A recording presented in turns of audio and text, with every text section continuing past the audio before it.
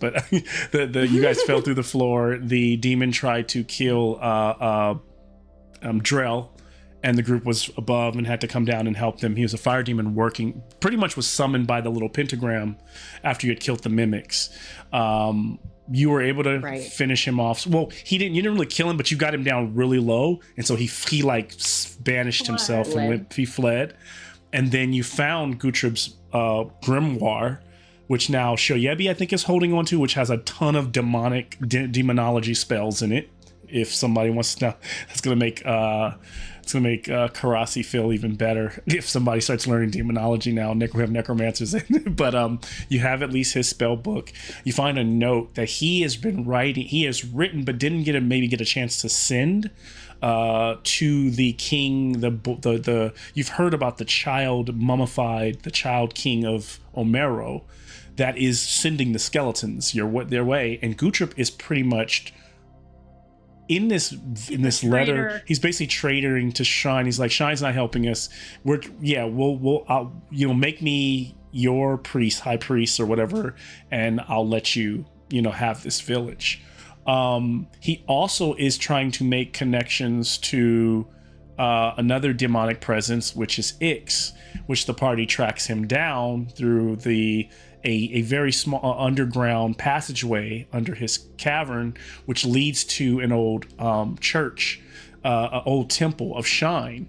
But in that temple, he's actually summoning Ix, and that's where they murder him and kill him. A well-placed arrow shot to the face kills Guthrub before he can, but it's not before he can get his spell halfway off.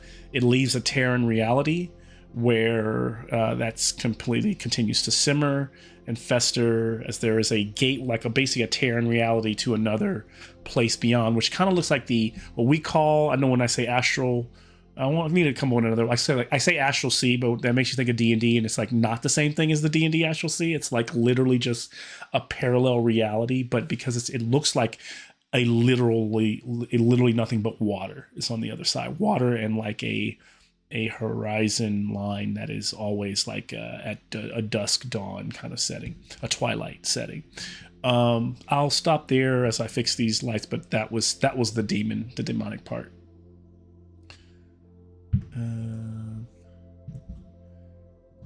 Anybody wants to pick up there until I can get back in?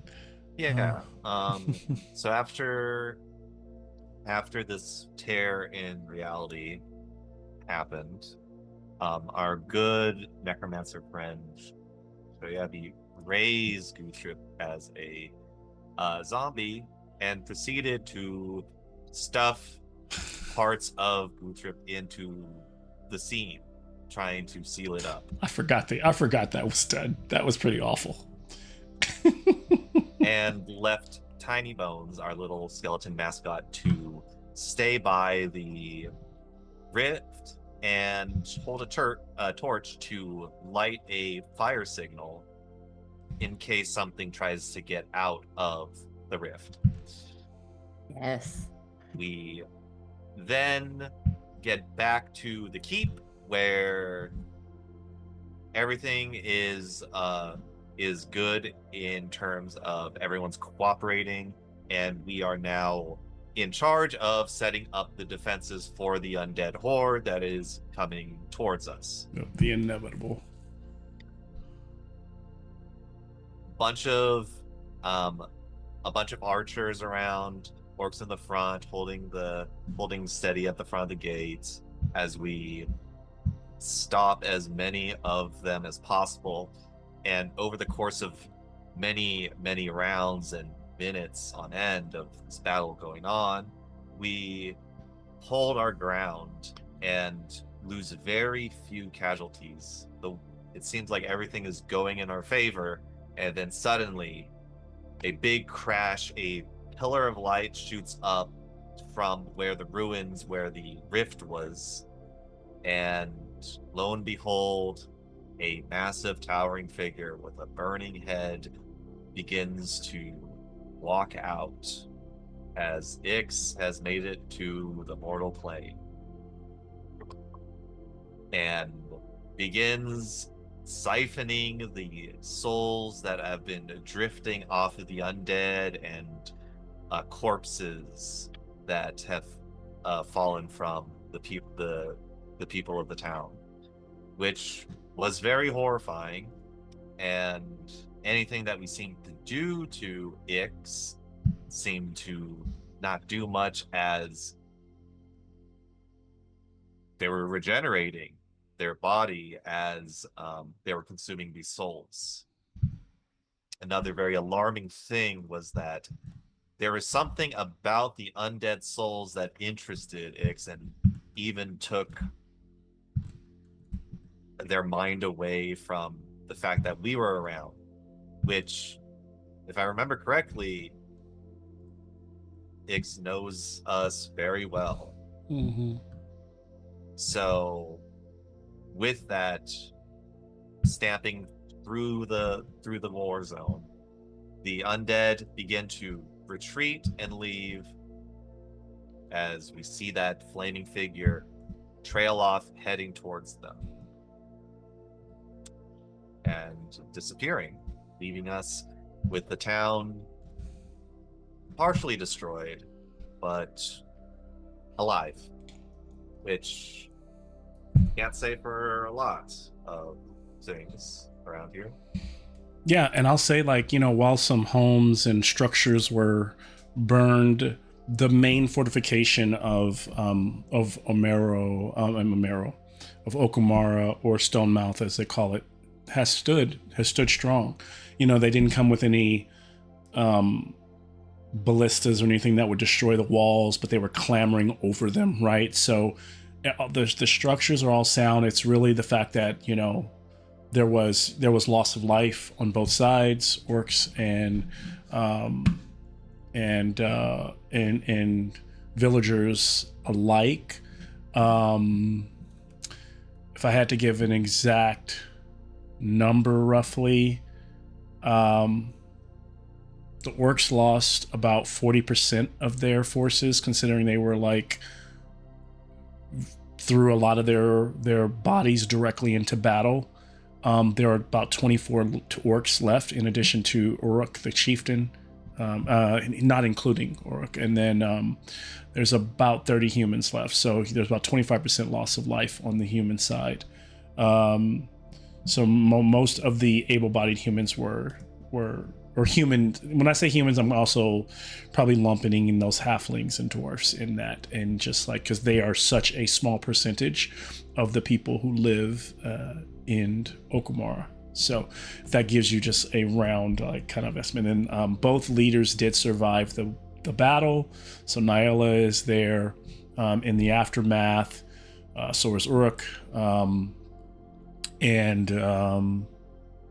Yeah, anything else that's a good recap. So I'll give you at the end of tonight's session, Nick, you can take an extra skill advancement. So you have 5 that you can roll for instead of 4. Oh, okay.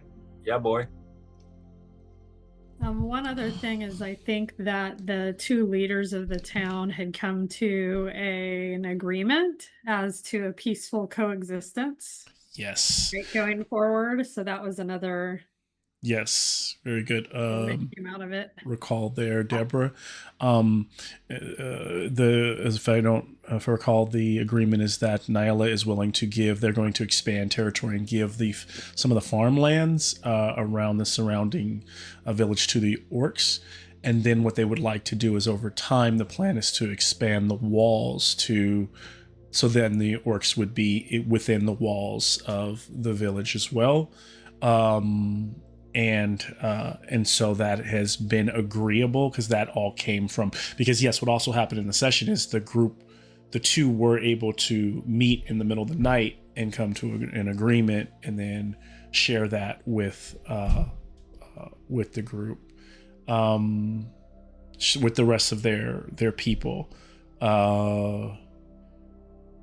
which is, I don't know how I know we did discuss it, which is fantastic, because you all I know it was a pretty rough, session from going battle to battle and having to deal with the demon and everything, but by taking Gutrip out of the picture, which he almost did not. He almost went unseen.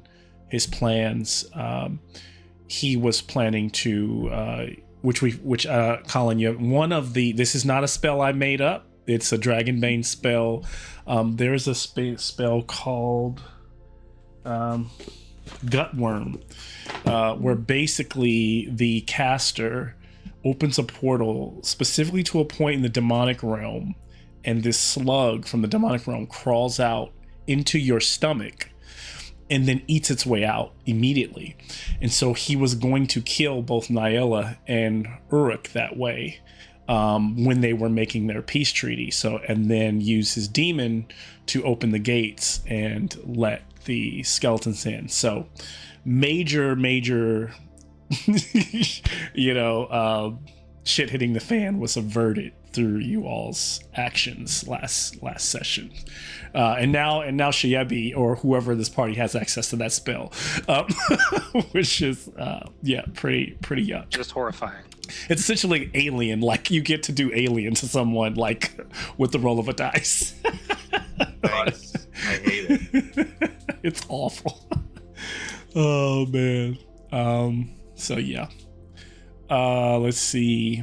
There was that, and yeah, so we're gonna pick up tonight in the aftermath of the war, of the battle, not real war, of the battle.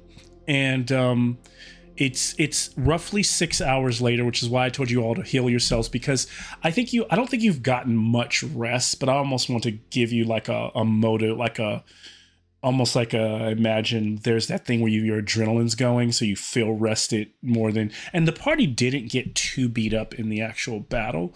And so you've had your chance to kind of take rest here and there, even though you've probably been moving the entire night. And so it's been about 6 hours. The light of dawn has not broken yet.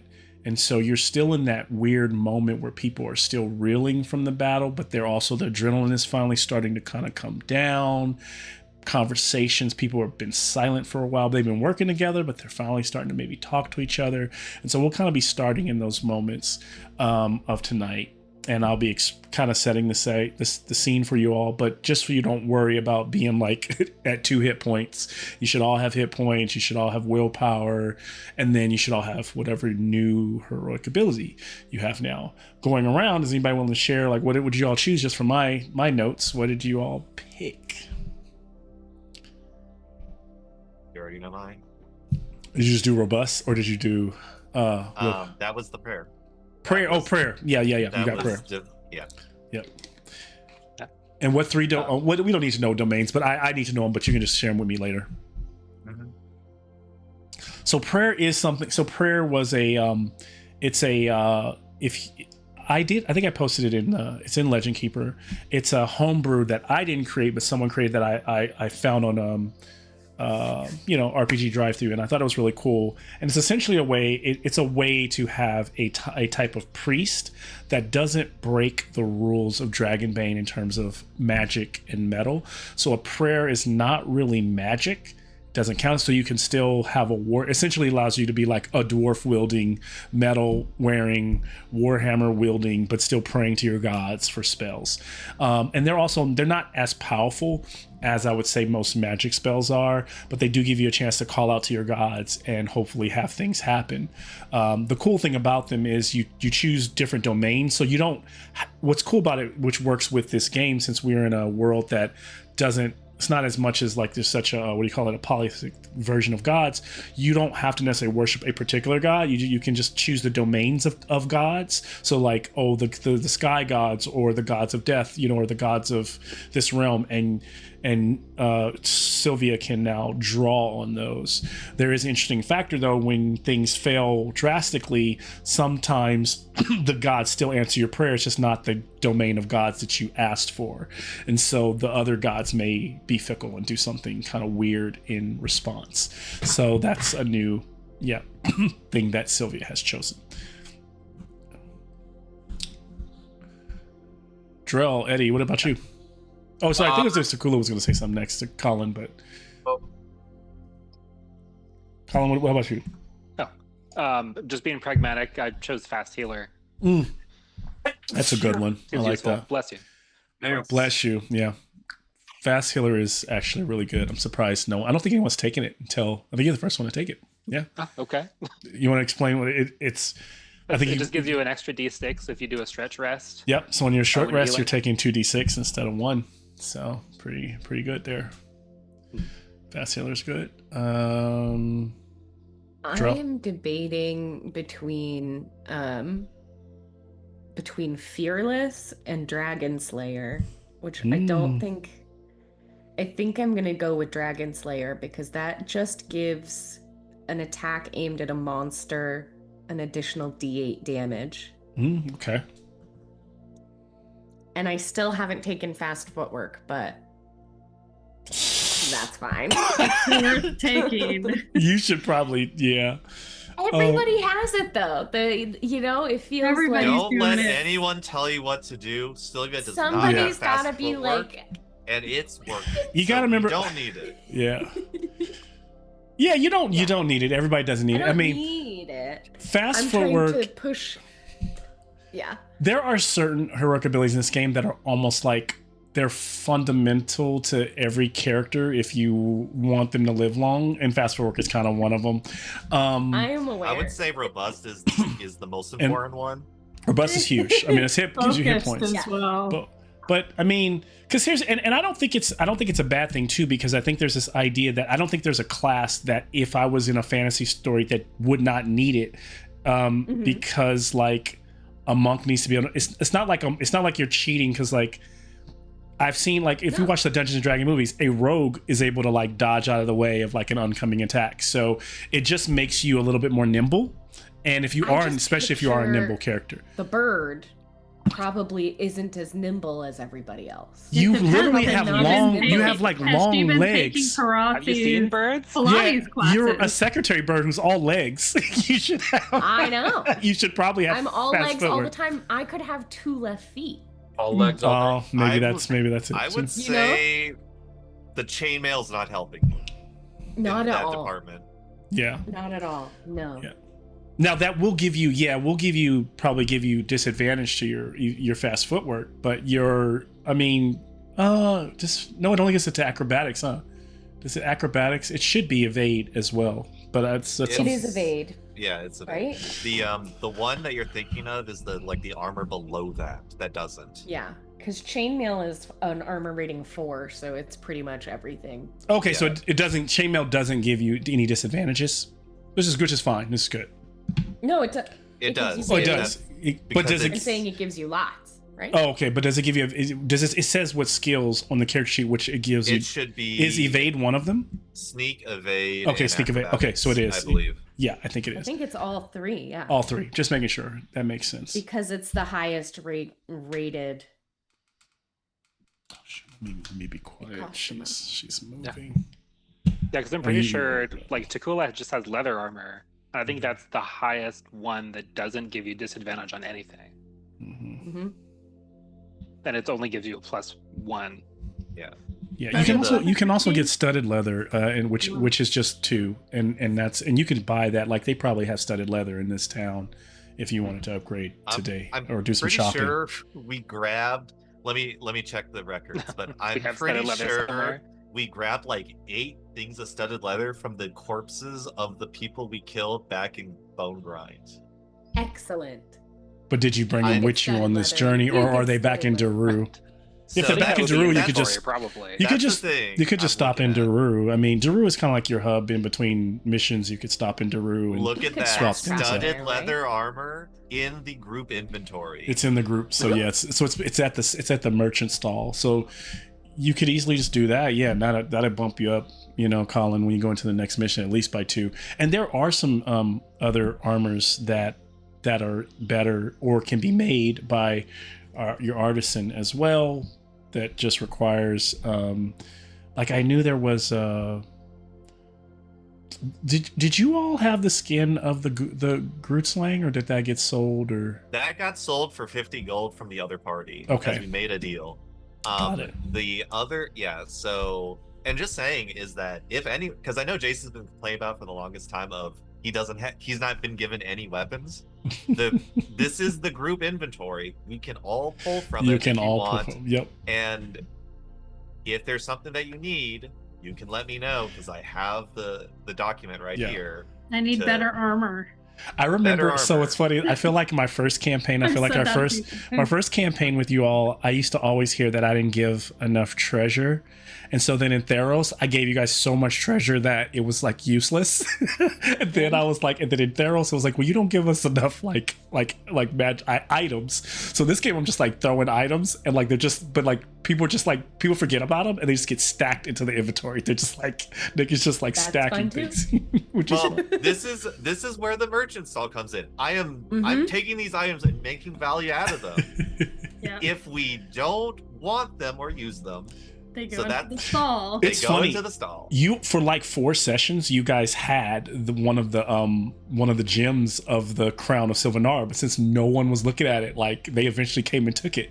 They came up it was like there the Well, entire is time. there like identify in Dragonbane? Yeah, you just spend well, it's kind of like a tune. You could spend time identifying or looking at something, and just like Okay. you can give me myths and legends with it over like a period of time, or if you just hold on to something, you will attune to it naturally, like in D&D, and then it'll learn what it does. I feel Would like my I'm a little sense too magic- skeptical of things.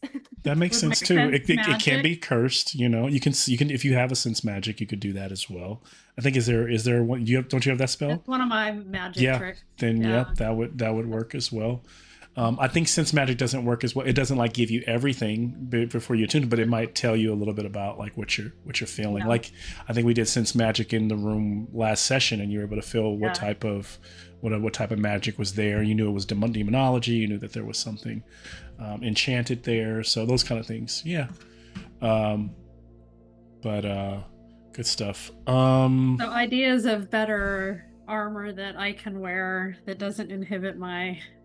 For you might want to It'd look be the at study leather Mr. Tanner, armor, please. um I can't wear studs, right? the studded leather does count Oh. against you. So Just there, your- I can't tell you, but there basically have been some NPCs that you all have missed along the way. There's been little things along the way. So like that will lead you to like. So I'll try to put. I'm going to just trust me to put it back in your path. Hopefully you will catch it again. But there are people who can lead you to, I think, armors that that Karasi can wear that will be Purified better. metal, right? They can well Did we even skin like that Or fish? like space rock or something. like stuff made I of had like heard about like that. spider Different skins. like spider silk tends to be a really good Okay. like if you like I think I'm gonna give that one away. So if you ever want to go on an adventure to a dark cave and go after like a giant spider, you might come away with something that if with the right person with the right craftsmanship. Now I don't think Drell can necessarily weave a spider silk tunic or armor. That's not something that he knows about as a dwarf, but you can find the right person or he can learn it. Those are the kind of armors in this world that can get you to like 4 without any of the negative issues. So that's like one. Well, We will doesn't hunt Drell Aragorn. have the whole thing about taking monster hide and being Yeah, able to craft that too. blood? Yeah. That's why the Grootslang was so important. So I think the Grootslang I think had an armor of, I could be like well checking, had an armor of 6. Sick. So if the armor was 6, it was a leather armor of 6. So whenever Drell makes the armor out of it, it would have been a 3. So it would have been your first leather armor 3 that was crafted, and no one crafted anything out of it. So they said it was sold. So there's like little things. They're just, it's kind of like, this is kind of like, it's a free open world. So there's a lot of little things hiding in Yeah. plain sight. We That talked just- about making armor. Of You it, did. but it You got did. You lost did. in the It got mix lost of in- everything. It just got lost in the shovel. And what happened was nothing. There was some nice like whenever he was flittered, and we just never thought about it. We never came back to Yeah. it.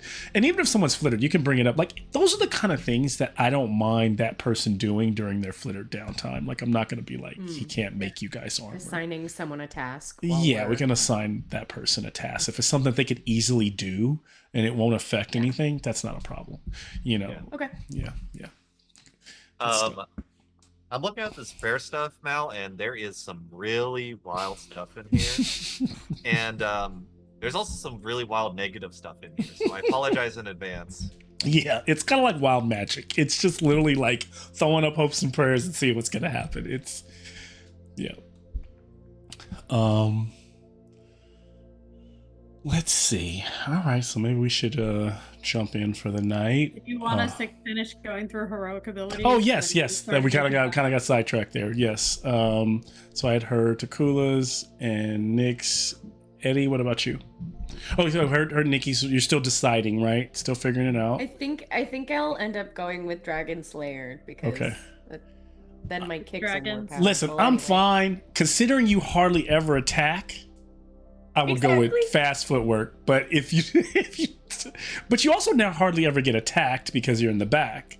That could. Well, and I I don't always have a lot that I can do outside of my Right. little songs. So adding something like that where I can do a little bit more damage will Yeah. be more enticing for me to branch out. Okay. That's my plan. Makes sense. And then now, also if you're looking to, there's also some opportunity in this session possibly to expand. What spells do you have for your bard? For harmonism. Harmonism. Harmonism. I have magic tricks. Okay. Luring song, and then tune mood. So you have tune mood. Okay. And that's it? That's all I've really used. Okay, you should have when you start with a new you should have 3 magic tricks and 3 magic spells at rank 1. So you should have one so there's inspire, mend, protective harmony, serenity, tune mood, and those it. That's so you got there. So there are 5 rank 1 spells. So you don't have a whole list. You have just 5 to choose from. You've already chosen tune mood. So you get 2 other choices. What's really, I haven't figured this out. I'm sure maybe Jason will help me. I haven't figured it out. But here's the weird thing. Okay. Musician does the same thing as inspire. But inspire is a spell and musician is a heroic ability. But I guess it's because inspire only costs 2. How much does it cost for you to use musician? Musician is 3. Is 3. Okay. So I have one of my other players uses musician, but she uses a bagpipes, and in the book if you use bagpipes for some reason I think it makes your willpower, you only use 1 willpower, so she just is able to like spam that forever. Yeah, I have the horn. You have the which is horn. why It increases the my range. span is 100 meters. Okay, so this means rank inspire is only 2 instead of 3, but you still have to roll for it because it's a spell.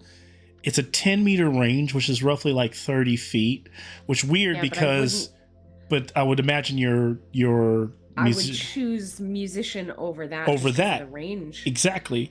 And then your song inspires companions in the face of peril, all allies within boon a skill roll, give you to boon to all skill rolls, as long as you maintain, and you have to maintain concentration. Each power level after this doubles the range. You cannot inspire yourself, which I'm like, musician is better than that. It's always going to be better than that. Which is, I don't understand that spell. So I've been trying to figure out why that spell is not better than the regular non-magical version of. Maybe it's just like a light version for people who don't have the musician ability. I guess if you don't have the musician, I guess if you're harmonism, but it's like, who starts without the musician ability? I would think anybody who knows harmonism already knows musician.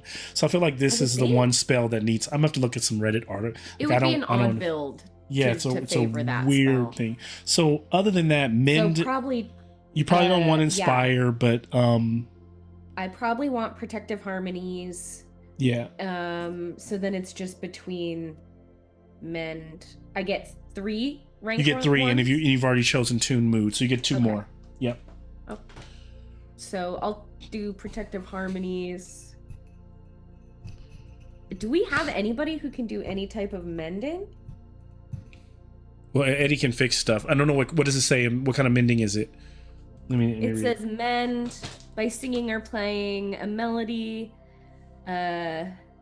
You can can restore the Oh, form yeah. of an object that has been damaged, warped, or I think I'll take mend. Maximum of 1 weight. So yeah, you can Mhm. kind of fix something. What's is cool is you can like normally like for example I can like power them. Eddie's gonna like you can fix something before where some like he might need a whole shift rest to fix it. Where you can do it really quickly if it's just a minor. Remember, it's a weight 1. He can fix things that are a lot maybe like a lot larger and take longer. But if it's just like a weapon real quick, it's got a crack in it or something like that, you can mend it. So yeah, that's a good one for sure. And you can't power them up to rank 2 until you've learned rank 2 spells. You have to rank, so you can never, your spells are just ranks. A rank 2 just lets you know, like, so basically there are spells in rank 2 that you need rank 1 spells to learn. So usually when Okay. you get, there's That's just not levels. the same as power level. Powering up, power level is just, so that same spell should tell you if you can do a power level to, there's usually power level 3. Yes. Yes. So mend lets you Using go more to power using level more 3. willpower. using more will. That's all mend. That's all. Yeah, power level is just how much willpower you use. Yeah, when I used to be so confused by the magic system because of the ranking and the power levels, but it's just power level is just how much willpower you use to level it up.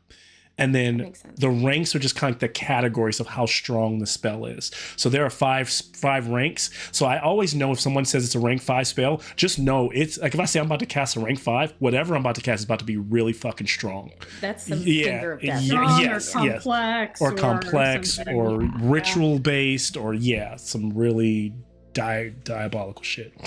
Other than that, that's that. Good stuff. So then, Deborah, how about you?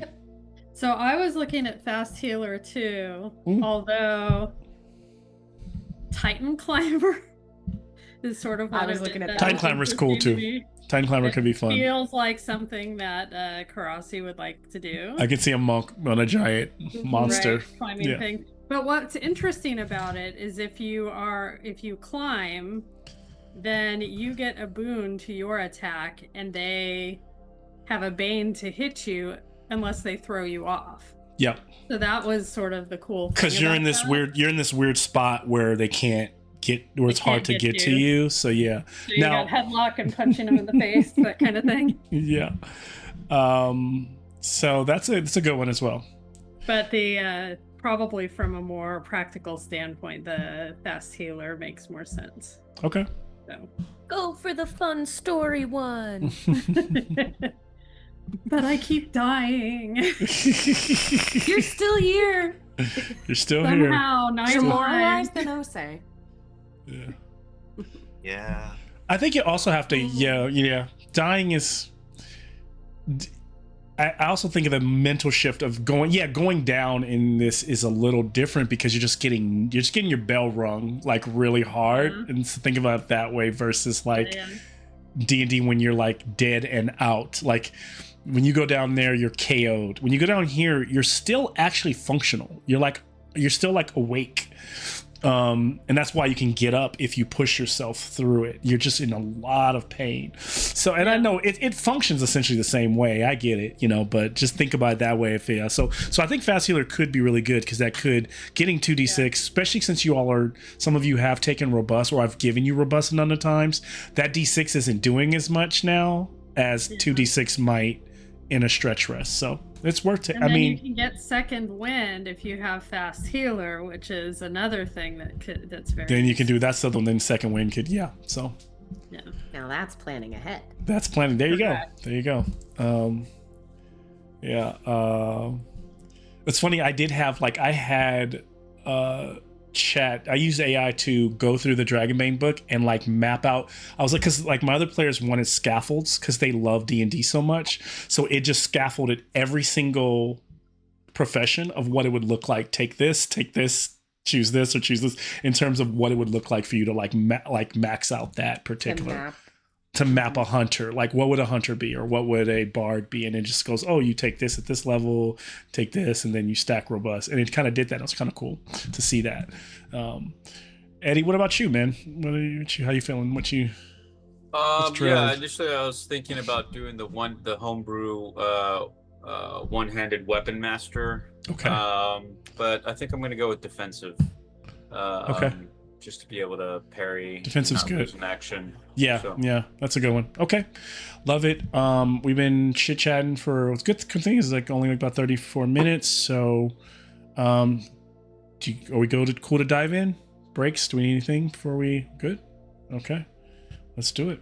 I'll try to slowly get us back to where we are. It feels like it's been forever, right? And it's just been moments from the moment that they've been in this fight.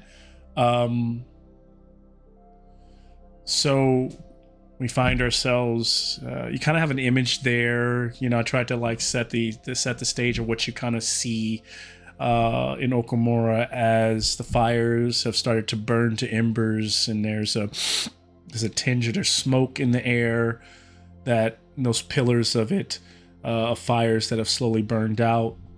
Somewhere there's a dog barking at nothing, and you can still taste the battle in the back of your throat, just that taste of ash and iron. And dawn hasn't made it yet over the horizon, and so there's that sense where the sky is that point in the night where the sky looks less like blue and maybe more like a gray that comes before the dawn.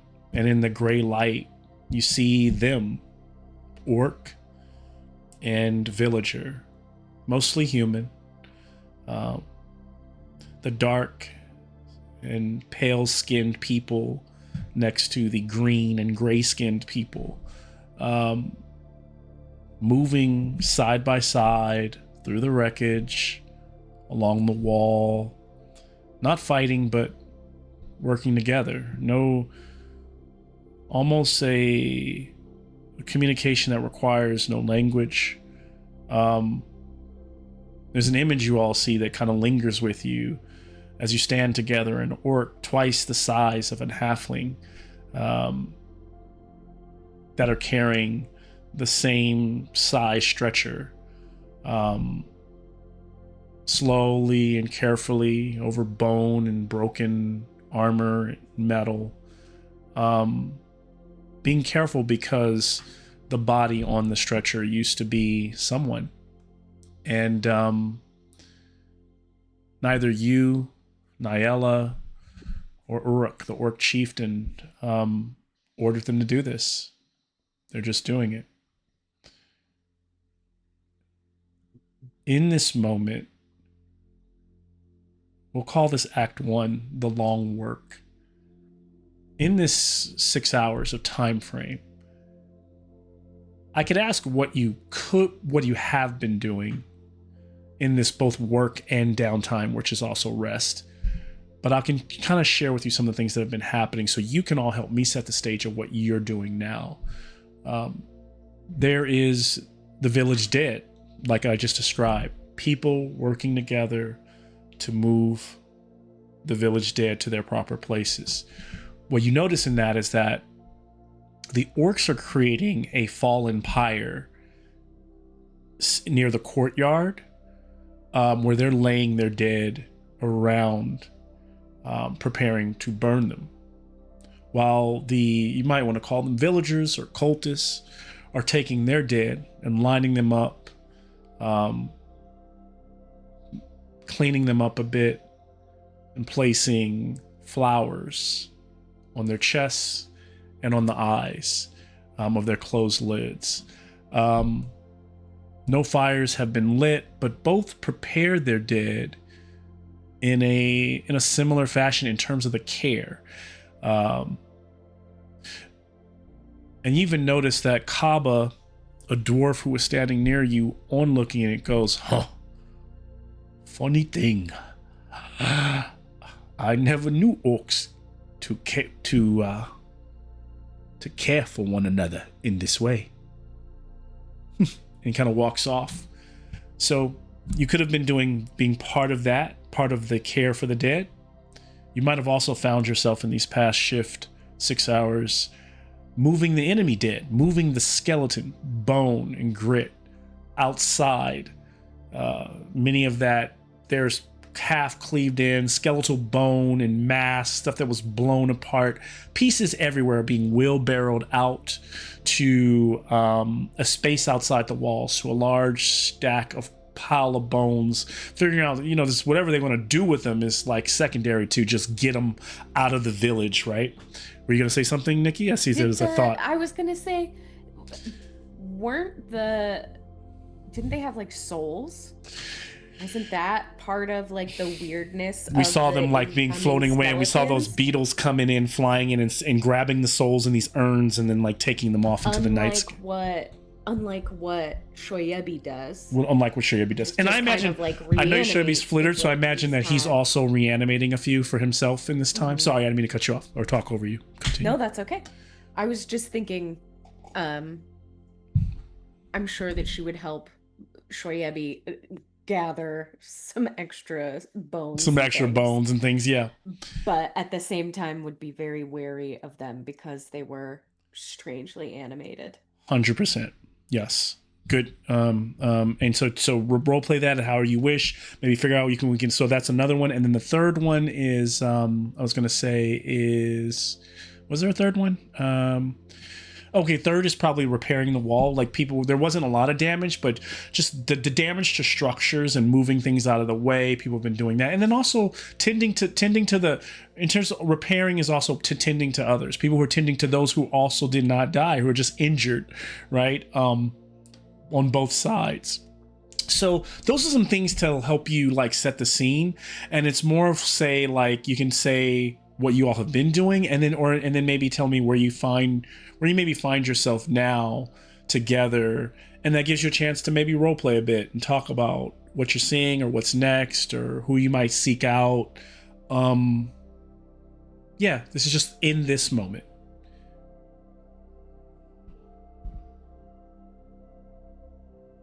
Yeah, I think Drell really takes a moment to walk and see how the dead are being prepared. This is very different from what he did or how he helped prepare some of his dwarven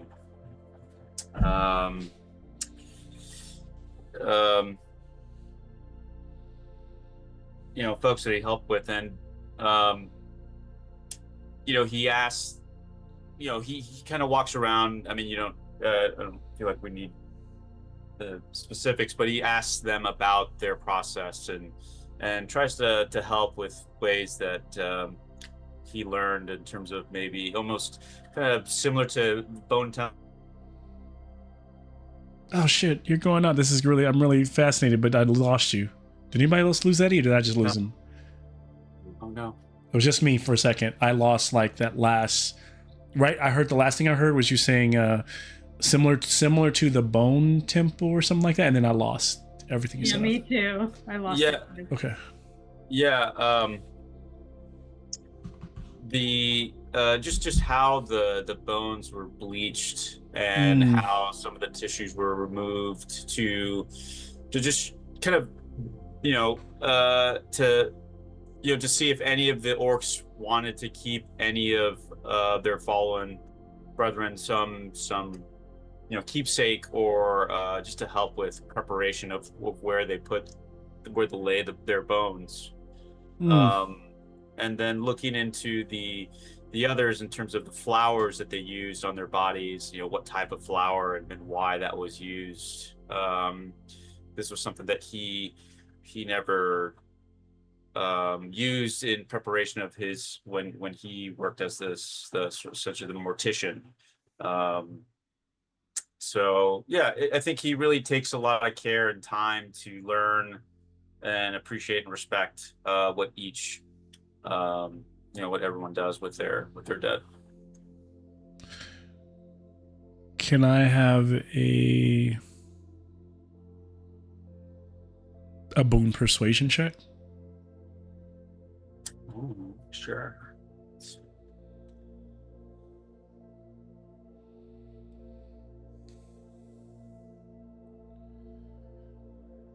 That is a success. Okay. And so talking to both of them, what he finds from the orcs is that I think what he realizes is that many of you might also know this, so it's not the success that gets you this information. I think anyone who is from the Ashlands would know that the practices that you're seeing, well, I think what Drell is noticing is that the way the bodies are being prepared by, and what he's learning from talking to people, where the bodies are being prepared on the villager side is very similar to the druidic practices of the Queen's people. Remember the Queen in Daru. And so these are connected. And even though most of the people in this village do not share the phenotype look of those people, this culture has been passed down so long that everyone practices it in the same way here.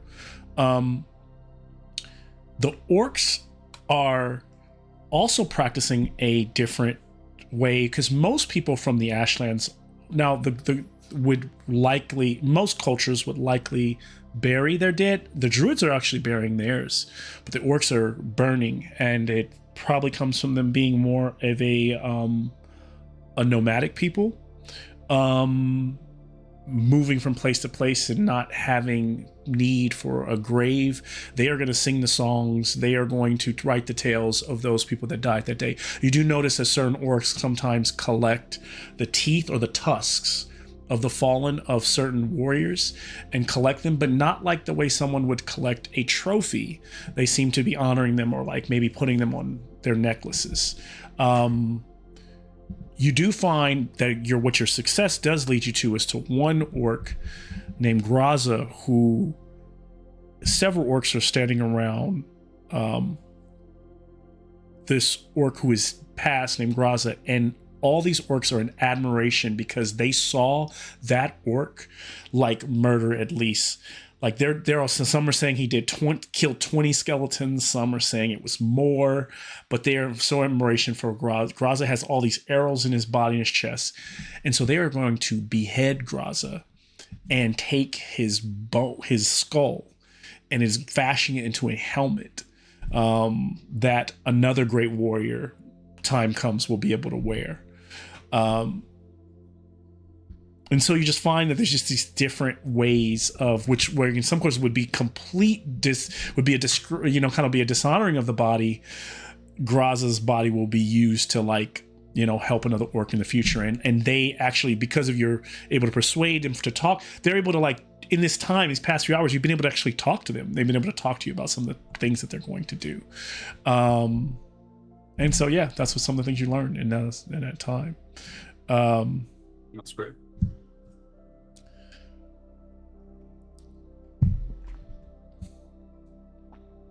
Now, as maybe Kira is spent some time working to watch, I think Shoyebi's raised, some skeletons in the past. You want to roll a d6 for me, Kira? And what I rolled is a +1, and so whatever you roll in your d6 is going to be our total number. 2? Okay. 2. 3 skeletons, so Shoyebi has 3. Sorry, Shoyebi. And I'll write that down. I think what you and him probably talk about in the time between, now and before we started being flittered, is that maybe do you share any of that concern about these skeletons and the idea that they had souls? And I mean, yeah, is that going to be something that I figured I would have this talk with Shoyebi of is that something you're going to start doing? Where do they come from? Shoyebi tells you advanced level of your puppetry.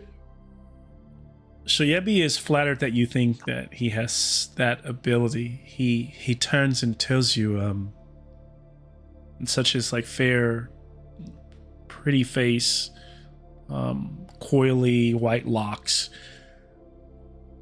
That is not an ability of a necromancer, of what I've seen this night and in Daru.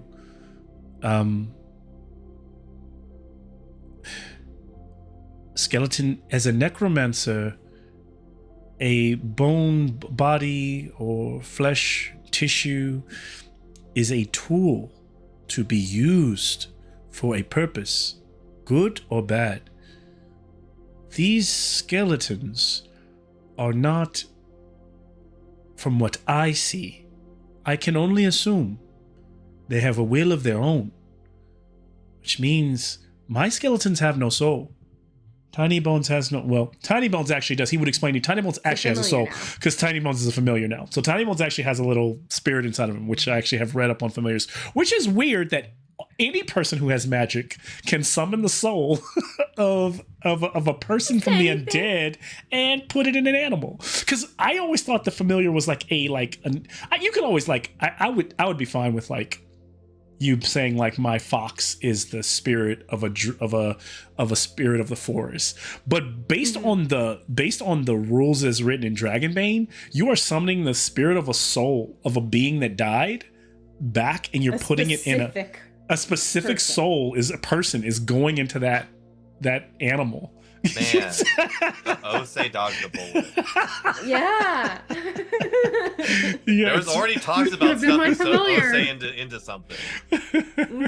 Nikki was trying to put you in her Korra, like, you know, just like, there you go. But so yeah, interesting stuff. So he's basically telling you that if it is a necromancer, this is some power that's beyond him.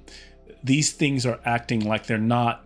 They're almost acting like maybe they are controlled, but they are doing so they feel like they have a free will in that. In like every skeleton that was there to attack was there on their own accord under their king. Sort of.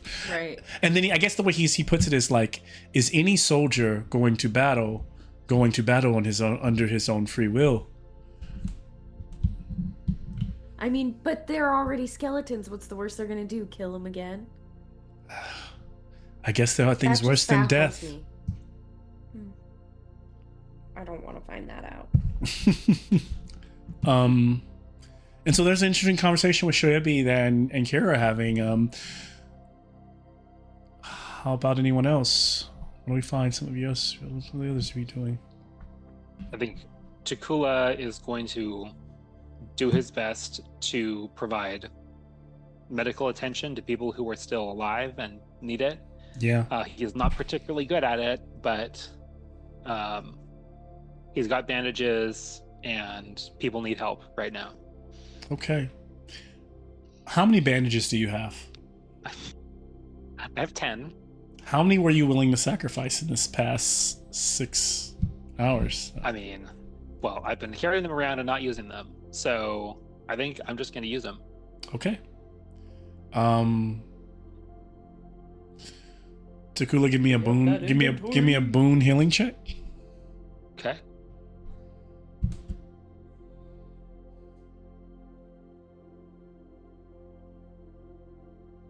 Okay, that's a dragon. Wow. Nice. Okay. Takula, roll 2d4s instead of 1.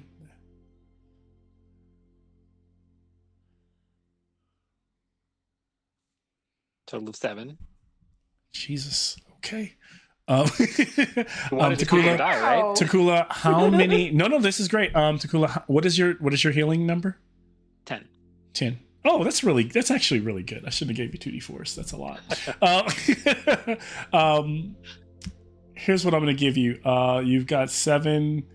So I'm gonna cut it in half and round it up. I'm going to give you 4 advancement rolls on healing alone. You can do those right now. Oh shit. Okay. Just to level up your healing, because you spent 6 hours trying to help people, and because as you rolled a dragon, so I doubled the number. So it kind of would have gotten a little ridiculous. But I'm giving you at least 4 advancement rolls that you can take right now, and then anything you hit over. And so of course they do. Actually, you know what? They do escalate. So I could give you the 7. You know what? I'll give you 7. That's what you're supposed to get. I'll give you 7. But remember, every time you succeed, you have to beat the next roll. So right. Okay, well that was 4. Nope. Okay.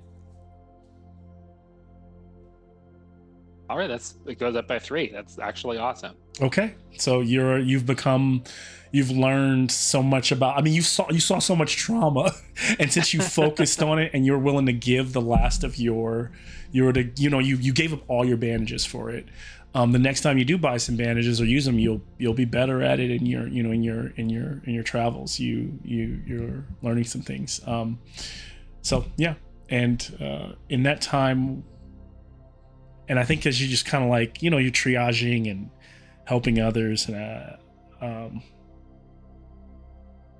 yeah, you just kind of spend the time kind of in the mud, in the grit with the people. Yeah.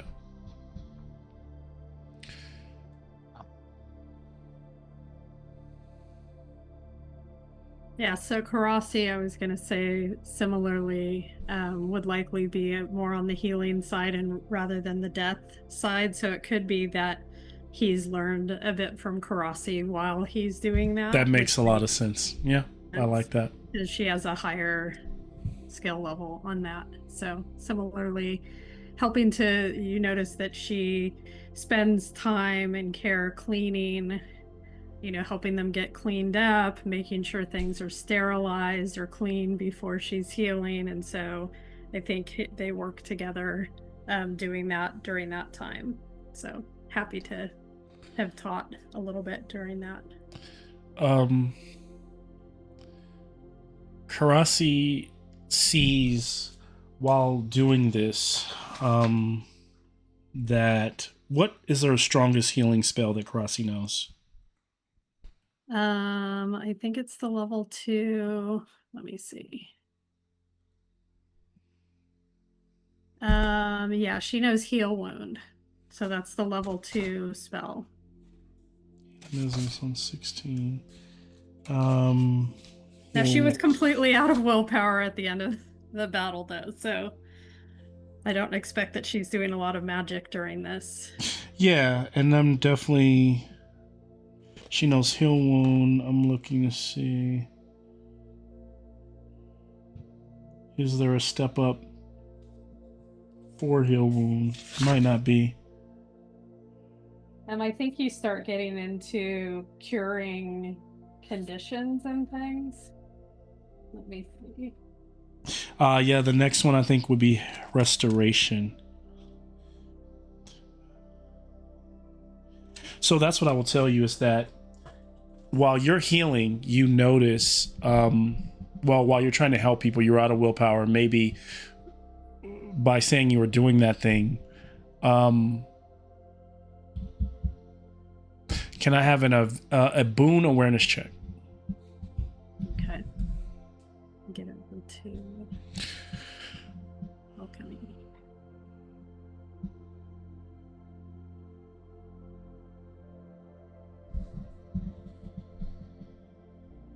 Okay, yeah, she succeeds. So she notices that Nyella, you've watched Nyella helping her people, and in that, noticing that her healing ability is stronger, and what you're able to identify is that is like her next level spell, likely restoration. She knows. So you've identified that that potentially, if you wanted to learn that spell, you could by speaking to Nyla at some point. Yeah. And last but not least, Sylvia. So, I think the most striking thing is that you don't see Sylvia inside the castle or moving around. Yeah. She is actually on one of the walls that's still holding up, sitting down on one of the raised pillars that makes up the wall. Okay. Staring out into the horizon, looking at the spire.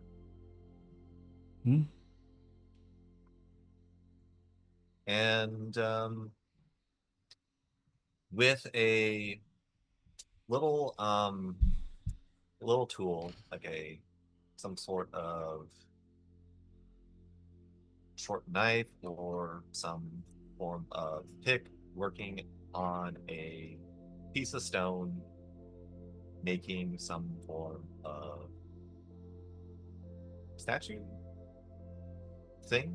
It's not quite too sure, but that is what has been happening in the past hours as it's starting to take more shape. She's like carving a little totem of some type. And as she does that, that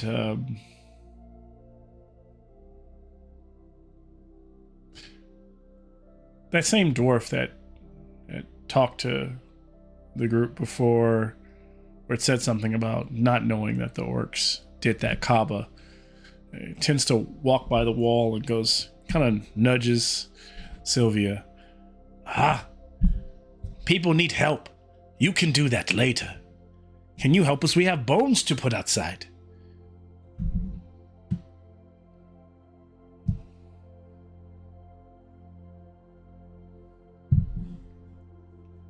Excuse me? Do you... Little girl, are you there? As he like waves a hand. She's staring out to the distance and he puts a hand in it.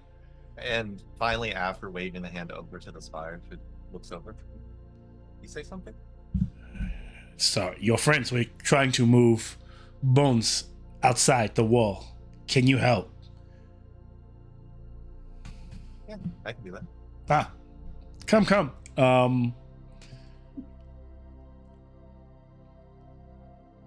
As Sylvia walks all along,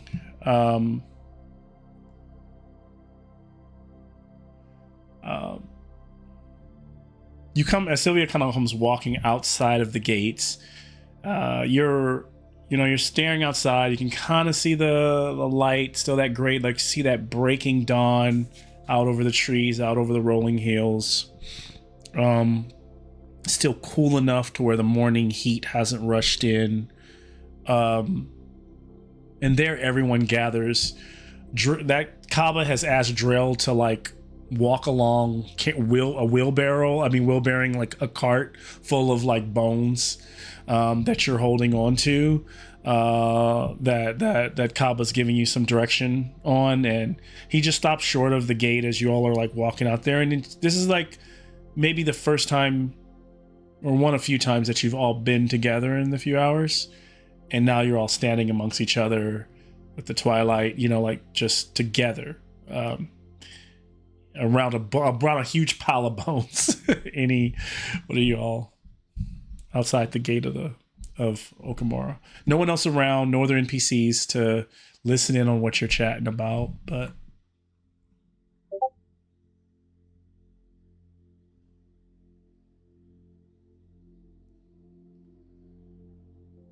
I heard we're moving bones.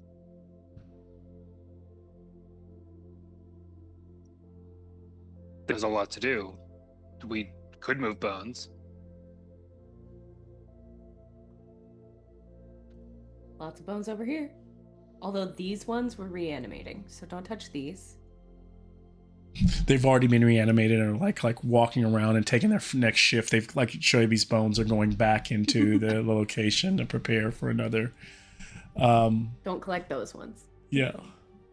Suddenly, there is the mass of bones that is before you begins to creak. Oh no. And shift. No. This pile begins moving. And the villagers have just recently, Kaba just tossed a few bones in and walked back into the village to get rid of it. And that pile kind of shudders. Something underneath, writhing.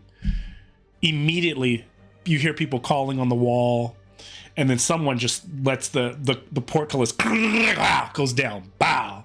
You all are standing outside the gates as the mass starts to, whatever is under that mass of bones starts to crawl its way free. as you all prepare yourself, give me a moment here to feeling fresh, even though this is, you prepare yourself as these huge mass of creaking bones with 4 or 5 arms, protrusions clutching, all of them grabbing, clutching broken short swords, spears, axes, kind of a bone golem putting itself together. And at the top of it, at the center of it, one grinning skull with blue glowing eyes. It moves jerkily and clumsily in front of you. Let's see, the alchemy tabletop crashed, so I need to the camera is not current, so let's see if I can fix it. That's not a good sign. Please I don't. also dropped out for a sec, so we're fighting a bone golem? Yes. Yeah. Oh, great. Yeah, Colin didn't get a fight last time, so you get a chance to show what you've learned. You're at full strength. Here, let me see where my sorry, make sure my camera app open. All right, so going into why is that my ugly mug on the screen? Let's get me out of here. I want to move to alchemy. Nope, I want to move to tabletop. And take me off. And take those off. There we go. Oh dear. That's not good.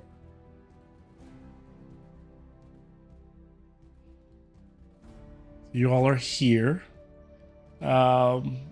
It's right there, kind of writhing in bone mass. And this is where we begin. So what we will do in alchemy is draw our cards. Let me go into encounter.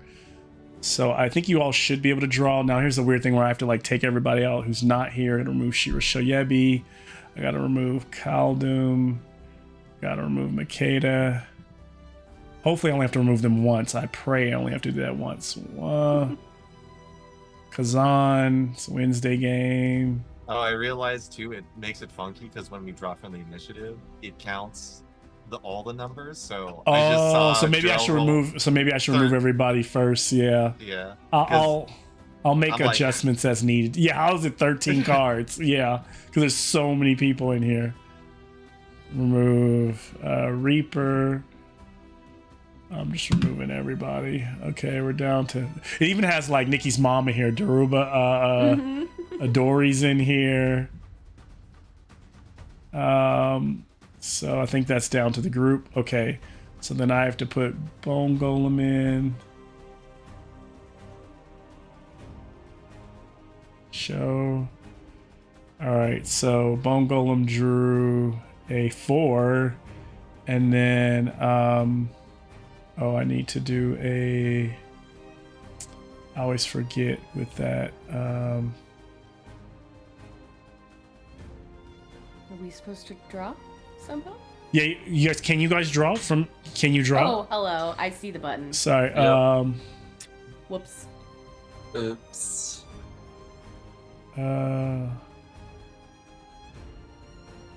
Okay, I finished this monstrosity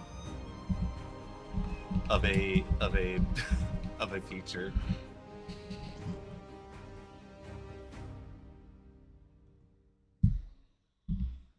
Okay, so I see initiative card 14 has been drawn. Yep. Cool. Oh, Karasi. So next session, I will take my turn. Oh, so I'm number 1? You're number 1. Number 1. I'm number 2, but basically number 1? Do we want the little dude to do, you guys? That might not be too bad.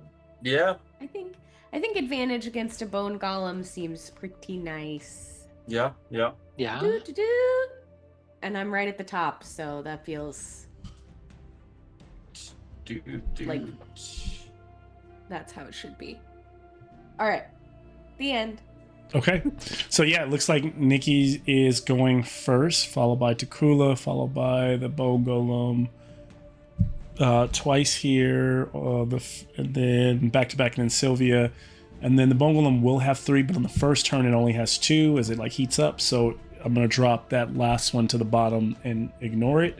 So the first 2 will be a 5 and a 6, followed by Sylvia and Drell and Karasi.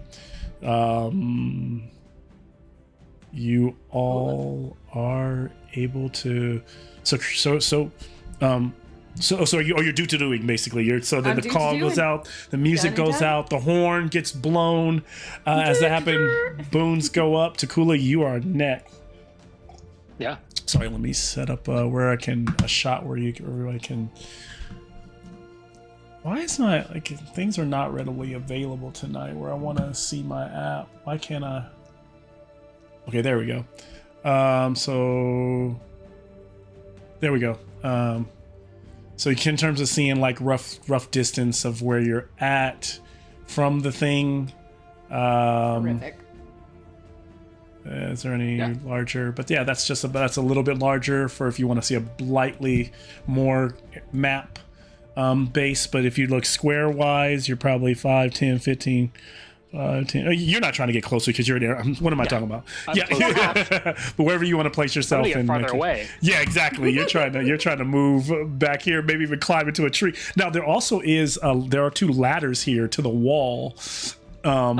But that would look like they go very tall though. Yeah, there should be taller ladders. I just couldn't find the long ones. They go to the top, right? Yeah, they go to the top. That they rock go to the top. right there. Is that a good? That's just a vantage. It's a rock. The walls, the ladders go to the top. They are like you would spin you would be dashing to the top. But once you're up there, at least you'd be out of it. But you'd be like spinning your entire turn getting up there, versus maybe just moving back and taking a shot or whatever it may be to the edge of the map. I don't know what you want to do. Yeah. Takula's gonna yell out because people have already been wounded, so he's gonna yell out, like, "Watch out! We need to stop that thing!" And he's gonna do his thing and draw 2 arrows and fire. You got it. Go for it. Yeah. Which is a success. Let us get that. Why is that? Sorry. No, you're good. You're good. I don't know why. You're allowed to sing along. You are supposed to be able to select multiple types of dice in the same roll, no? Yeah. You just, from what I remember, you just click on the ones you want. You just click on the ones you want, and then if you want more than one, you click it multiple times. Yeah. It didn't work for me just now. It rolled the d12, not the 6s. But okay, so you just roll the others. Yeah.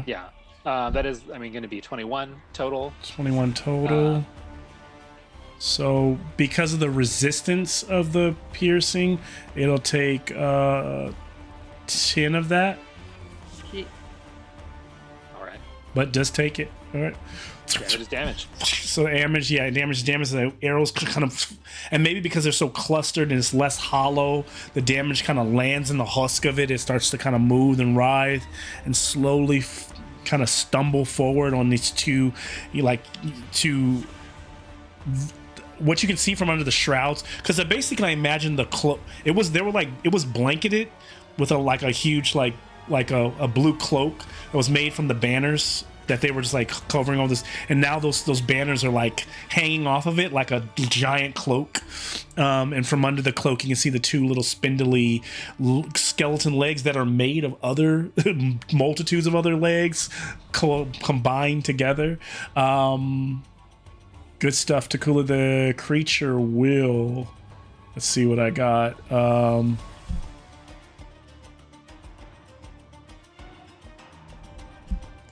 Creature will, let's see. First attack, it will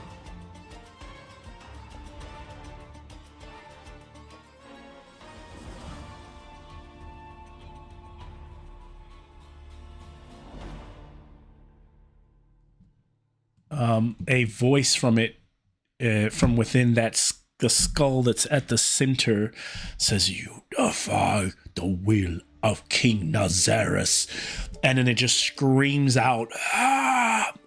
That scream will cause everyone to give me a willpower check, just a regular one, not at Bane, I believe it is. It is the voice of the grave. It's a sound like 1,000 bones being sawed to pieces, emanates from the golem. You get boon with my do, don't you? You did get a boon. So It's then all rolls. so yeah, it's a boon. So it's a boon willpower checks, and if you fail, you do suffer a fear attack. Is a tie a win or a lose? Is it a meets it beats it? A tie is if you meets it beats it. Okay. Because I tied both of my rolls. You're really living on the edge. Pretty sad, given that I have a 16 willpower.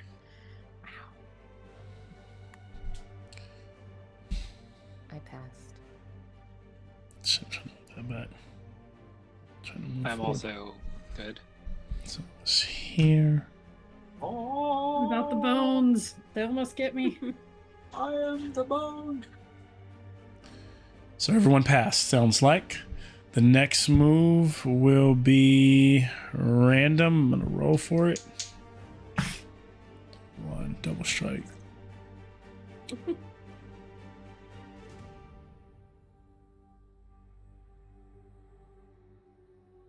So even though this thing's made of bones, this is not undead, right?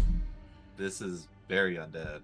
It is very, very undead. I don't think I've seen more undead. Well, I didn't know if because it's a golem, if it's actually undead or not. I mean, if this isn't undead, I don't know what is. Yeah, it's very. It is going to move about there. It has a range of 10, so it's going to strike at our drill. Where's Sylvia in this? Oh, Sylvia's up on the wall. She was supposed to come down here. She is down here. I had her on the wall until she was asked to come down, so she should be down here. We will have her. I'll place her here so she can move to the front when she is on her turn. 1, 2, 3, it's Drill. 4, 5, 6, it's Karasi. It's gonna be Drill. Drill. Within a.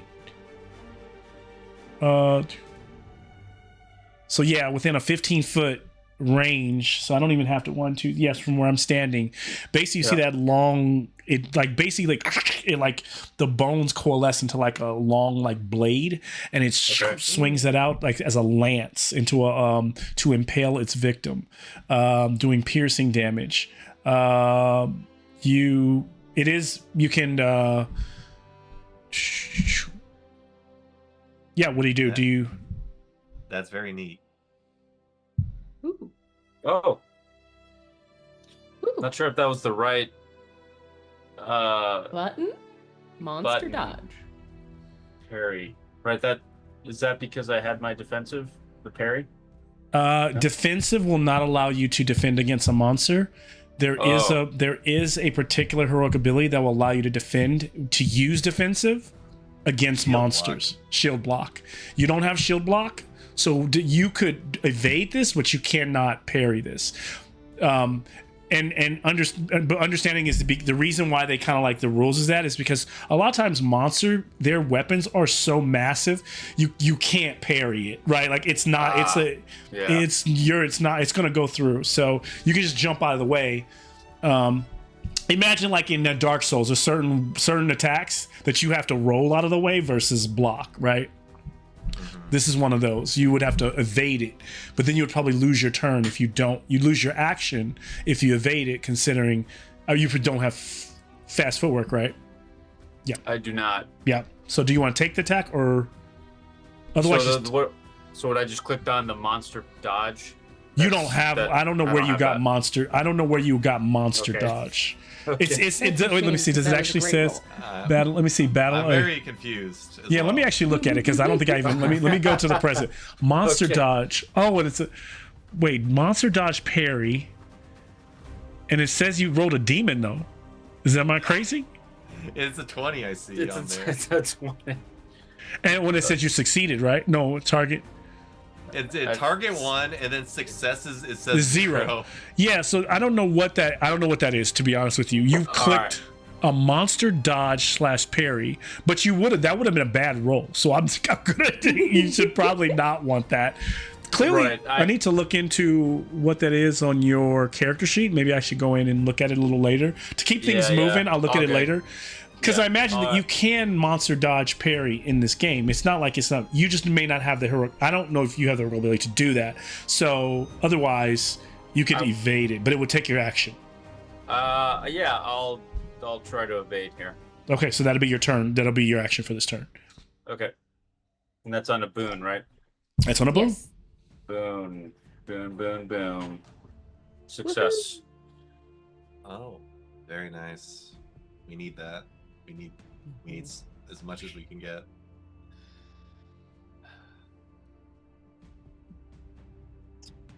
Excellent.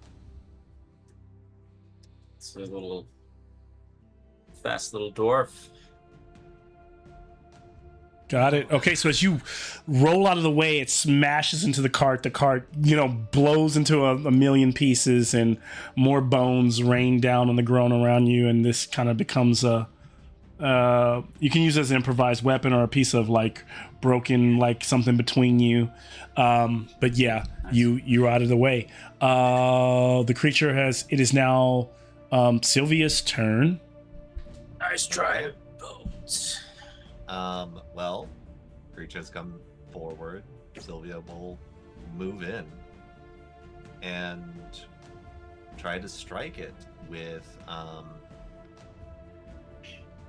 at the base of the legs.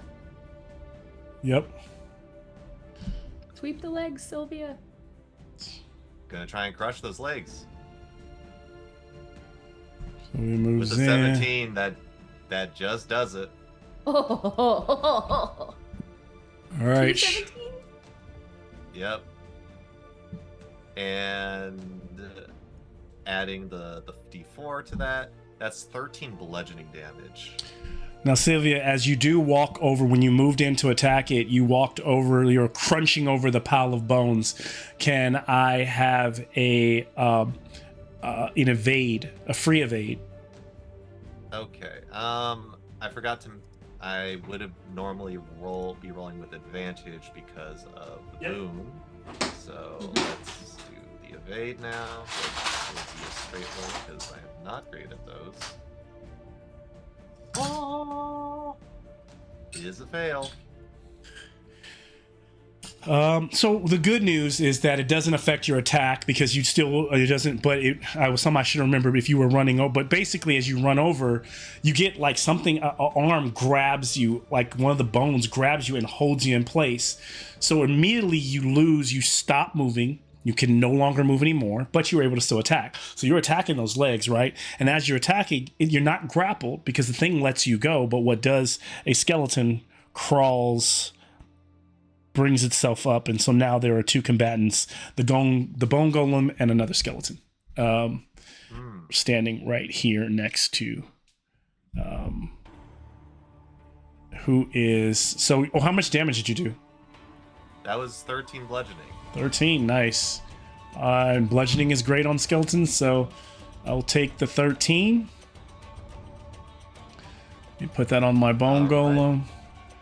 I see as I track that information. So as you're smashing it with the hammer, right?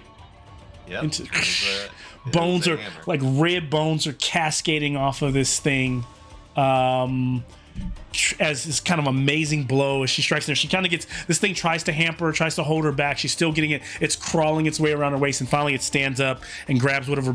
Now, also let you know, the skeletons that are coming out of the bone piles, their armor and their bits are so broken that their armor is null and void, and their weapons don't really count as weapons. So they're probably this is just things that you could perceive, like a broken spear. So their weapons are going to be doing regular brawling damage, so like a D6. is like they're doing like d6 damage, so a little bit more muted than your standard. But Sylvia's doing that. Drell, you would have been up, but you've used your turn, so we skip you and move to Karasi. Okay, so Karasi is going to cast her Banish Okay. at level 3. Her power level 3. All right. Okay, so this is... And she's casting it on this one, on that figure there. the big one. Yep. And oh, it's sorry, it's the boon. So okay, she succeeds. Nice. And so let's see.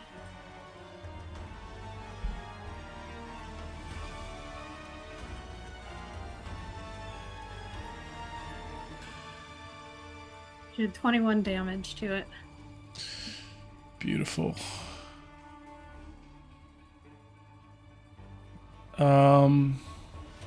So so Karasi, you do this like massive just, and you watch like all these like skeletal bones and bits and debris go cascading off this thing, almost like in one massive blow. It probably shrinks a couple of sizes, right? And looks a bit more haggard, but is barely hanging on and still swinging.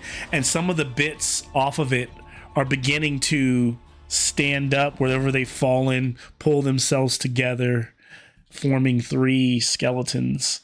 But that's all counting as damage, right? It is significantly shrank, but it's still hanging on for your perch. It is like, ah! And it doesn't get any armor on that. No, it took all that. Darn. Good. And then she backs up a little bit out of the way. So it's a good amount. Yep, Okay. that's good. Just back there a little bit. Yeah, so I'll say it looks bloody to the rest of you, right? Like it looks haggard. It doesn't look as massive and meaty as it once did. It will in its last turn, hunkering down. That was for its next turn. It will have 3 starting in next turn. So I'm gonna move to turn round 2. I should be able to click. So let's see if I can just do next turn. So yeah, it automatically does it. So unlike we don't have to redraw again. So in round, no, does it? Was Takula, Kira and Takula were first, right? In second. Yeah, it's the same order. So then you all have to then. Oh yeah, it's a round 2. So then you have to. We have to. So let's see if I'm gonna just do a shuffle. Let's see if I shuffle initiative order. What does it do? Yeah, it just there we go. We're back to just okay. Sylvia, you're at the top, which is great for you, bad for me. All right. Well, the boon's And the still boon active. is still active.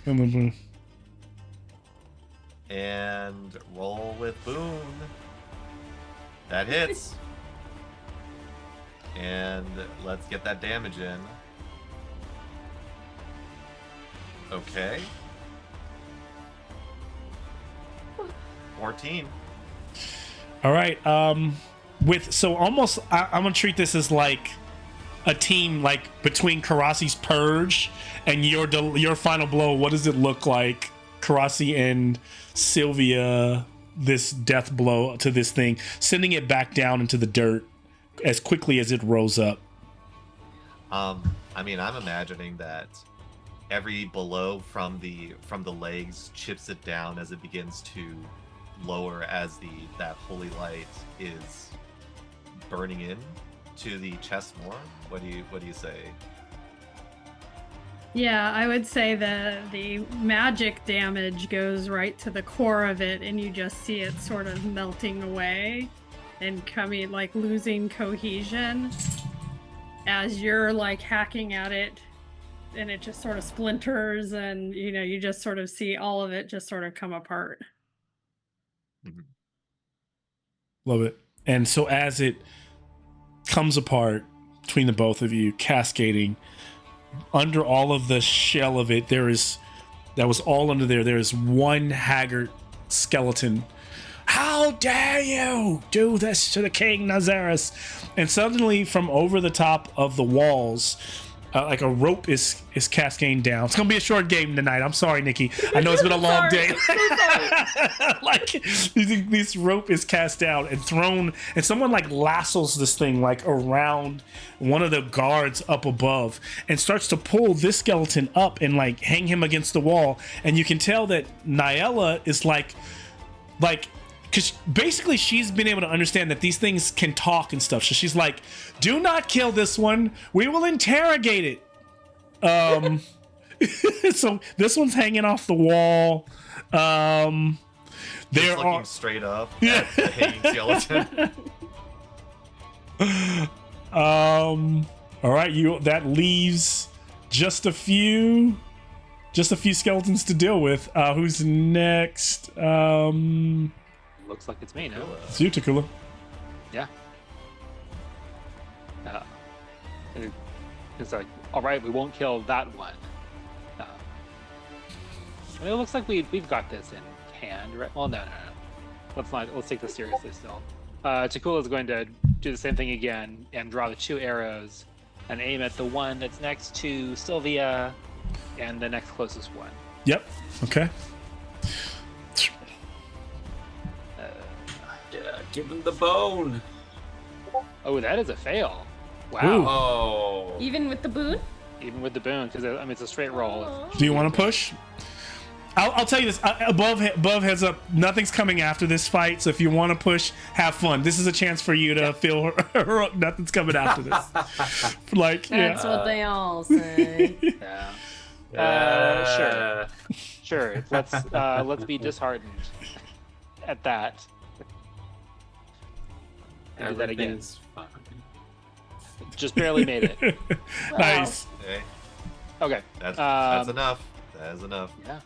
So the one next to Sylvia, what is it doing? Is it 2d6s that time? Instead of 2, what's supposed to be a D12, right? D12. I mean, yeah. I wish I could show you on camera. I literally clicked the D6. You rolled it. D12. Yeah, it's. I'm telling you, every time Alchemy does some things, you could roll again, or Yeah. or I'll Let me take do the. However you want to. Yeah, what you want to roll the D? See which one is better. Let me just do the entire roll. I mean, because I have to do this 4 times. Yeah, do your rolls. Skeleton. Do your rolls. Yeah. All right. So it's a D12. There we go. And a D6. Well, okay. So the first one. Ouch. It adds up to the It's the same same. thing. Yeah. Whatever. So are you? Those are supposed to Okay. be separate damage. No, that's supposed to be the same damage on the one next to Sylvia. So the one next to Sylvia is supposed to The take. one next to Sylvia, Oh, Sylvia. is being pulled Got up, it. right? No. There was one in them. There was one that one's not being pulled up. That's already gone. That one, the guy who pretty much the skeleton at the center of the golem that was They took talking that. all the shit. They took that one. So this one would take 6, 7, 8 total.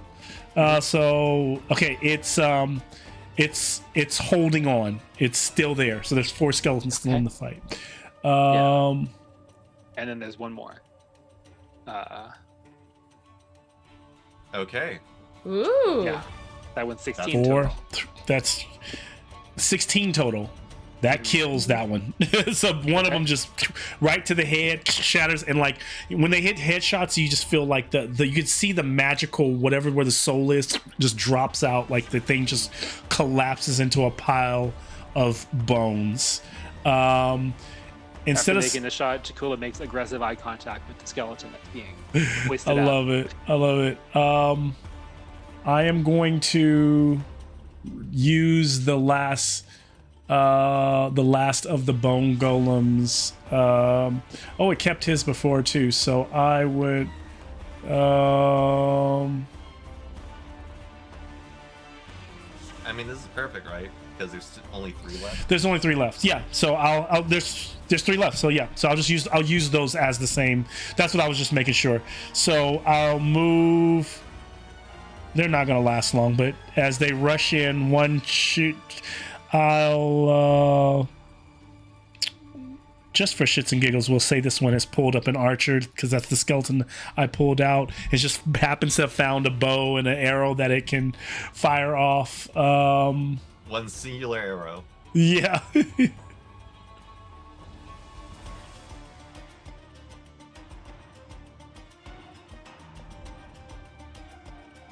No, I don't want to fire. Actually, okay. I don't know how to. That's not the roll. Wow. This is the roll. It's to be like, excuse That's a me. lot better. that's a shot back at Takula for a hit, and a D8 for 1. Your armor takes it, so Takula shunts that, dodges it, like kind of like bounces off of him as it's a bet, and the arrow doesn't even have a tip on it. Maybe it's been broken. And from the battle, the second one will strike at Sylvia, which I know this is useless. 7 will hit. The second will strike at Sylvia. Both of these are hits so far. That's a hit too. Considering they're going to do D6, it's impossible. Both of them can't touch her. So yeah, I don't even know I'm rolling. Yeah. So they can't. They're just like cling, like clanging against Sylvia's armor. I will turn it over to you all to finish this off. Karasi, you are next. So, can Karasi reach one of them to hit it with her staff? Yep. Okay. So she essentially just goes up and just swings. Whacks it. Yep. I haven't rolled anything. Okay, are we still Boone? Yep. You are still Boone. Let's see. Boone. Okay. I hit with the staff. How much damage is my staff? Your staff is bludgeoning, so they're going to take all of it. Yeah, let me get my character. I don't attack with the The staff, I believe, is a D8. D8. Looks like a D8. Yeah. Plus your D, I believe, plus your D4. D4. Yep. Yep. So yeah, this thing's gone. Let's see. Can I roll a D8 and a D4 together? You can. Let's There see you if go. it works for me. 5 points. All right, it's still gone because it had taken damage before. That one's down. Smashes, pieces of bone go every which way. Karasi. Let's see. Drill, this turn you're up, right? You didn't lose your turn this turn, right? Or yep. So you're. Excellent. All right. Let's see. I'll head over to the that little pile there. Yep. Let's take care of some business. And I'm gonna say you hopped over this little thing so you didn't touch the bone pile. Okay. Thank you. Yeah. So is the main guy the one with the spear, or You was he still the one have taking the it? Oh, Boone. it's a boon, right? My bad. Because basically, if we were playing at the table, if we were playing at the table, I'd probably be like, and this is like also it's a late night. But if you moving around if you step on the bones, there's a chance you spawn another skeleton. Fuck. Crit. You crit him? No. I'm just. I'm gonna spend 4 willpower to do a purge. Okay. Yeah, he's probably gonna die from that. All right, so let's do that. Bam. Oh. And you got your added strength damage, right? D6? No. 6. Oh, okay. Ah. Sorry. What a mess.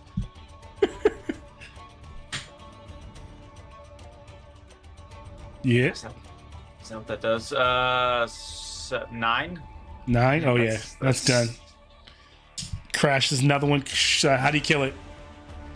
I slash my battle axe across, but it's like its little head gets stuck on my the end, and I'm just trying to get rid of it.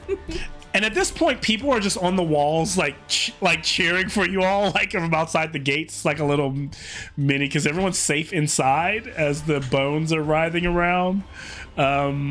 Notice that they closed the door on us. Oh yeah, they dropped that gate No. quick. They're like, y'all be. Yeah. Oh yeah. They got it. They got it. It's fine. Is that the last skeleton? Is that the last? There's one more, but is that the last? Is there anybody else left to go? I'm next. Kira, you're up. There's one more. you Right. can kill it.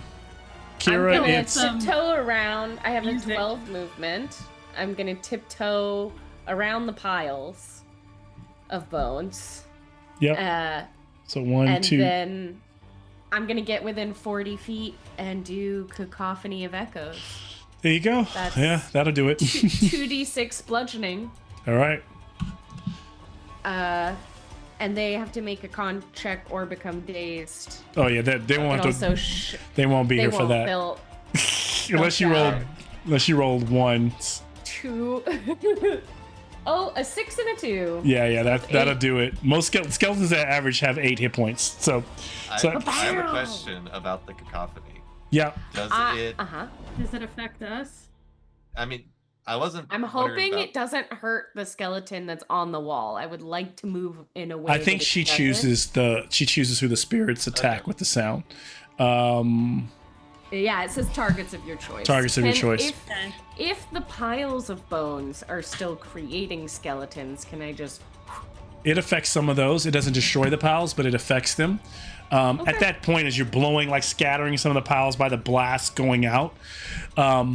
So great moment here, right? As they've cleared the field, one skeleton is being kind of like wrangled and strung up, brought over the wall. Suddenly there's a roar, and it is so deafening that from above it sends fear across the wall. Anyone inside of Okumara feels they are chilled to their core. You all, it's a different type of fear. It's a reverential fear. You've heard the roar before, and for you, it is the recognizable roar of Skyrock as he comes flying. He's like, "Move out of the way, friends!" And as you all get the hell out of Dodge, he comes down and just sprays the rest of as he strafes by, banking low. Skyrock just sends a blue flame blast, scorching and burning the rest of the piles of bones that before we kind of going back up into the sky, wheeling around again, and so that just destroying that breath weapon destroys what is left,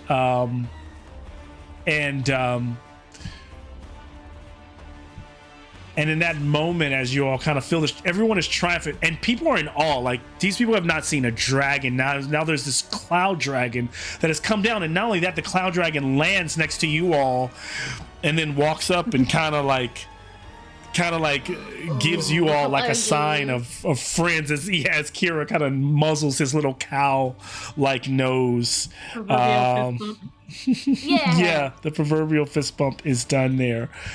Good shit. And in this moment, and so amazing this as Skyrock lands, you guys have grown to, you haven't spent a lot of time with this young dragon, but you know him to be young. And when I say young, meaning under 100 years old. And That's like a baby. yeah, he's a teenager, baby. And he goes, you all seem to have fared well. I scouted Omero, and I couldn't even get close to the pyramid. The storm clouds that hang above that place are dark. Not one of them is born of nature. It swallows the sky itself. I hate to say it, but it might be hard for Naomi herself to close the distance with the power around the pyramid. He kind of lowers his head. Below the desert is even worse. Friends, endless skeletons patrol the dunes, and giant scorpions and other things that hide beneath the sand.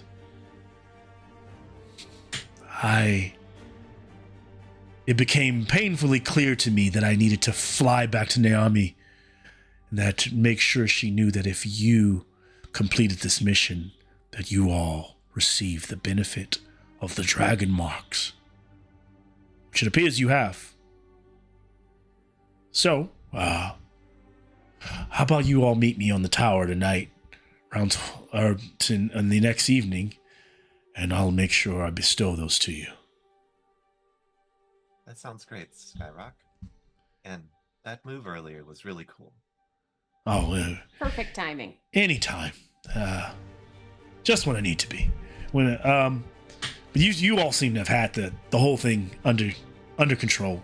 So, and so from this, kind of we had to push forward a little bit of time with Skyrock doesn't necessarily fly away, but takes off and like, as you all go back into the village, now there's this dragon hovering around that everyone now knows is like with you, which kind of like changes.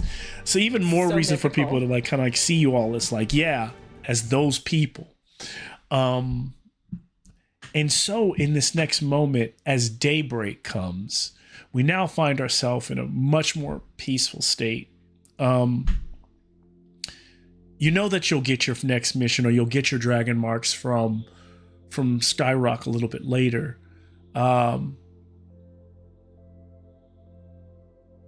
This is that moment where you realize there's a chance to just rebuild, figure out what you're going to do.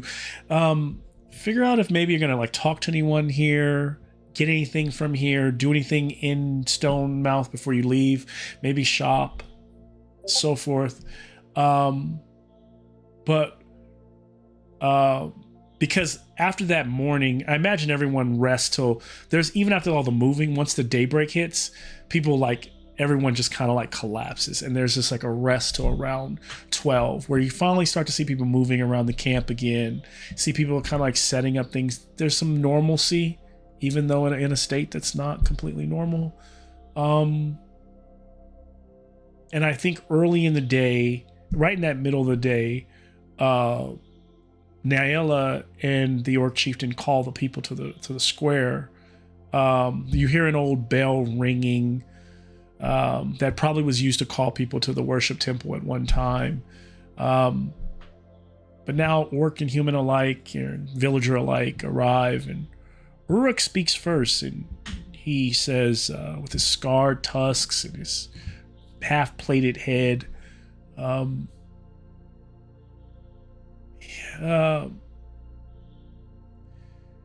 says, Nazarus tried to make my kind his slaves, and he led our clan to raid those we did not choose, against people who were not our enemy.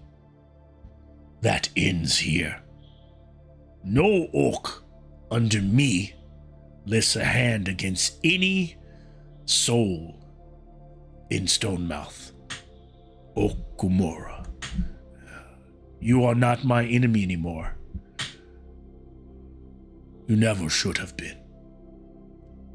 And standing next to him, Nyla answers, looks to her people. A bit zealous and stubborn. Says,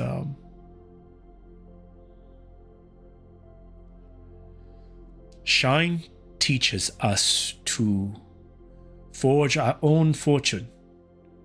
I believe that meant, I used to believe that meant the weak had to earn their suffering.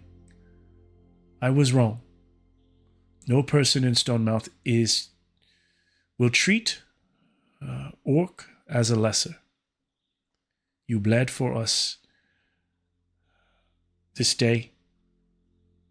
We bled on the same wall. And I believe that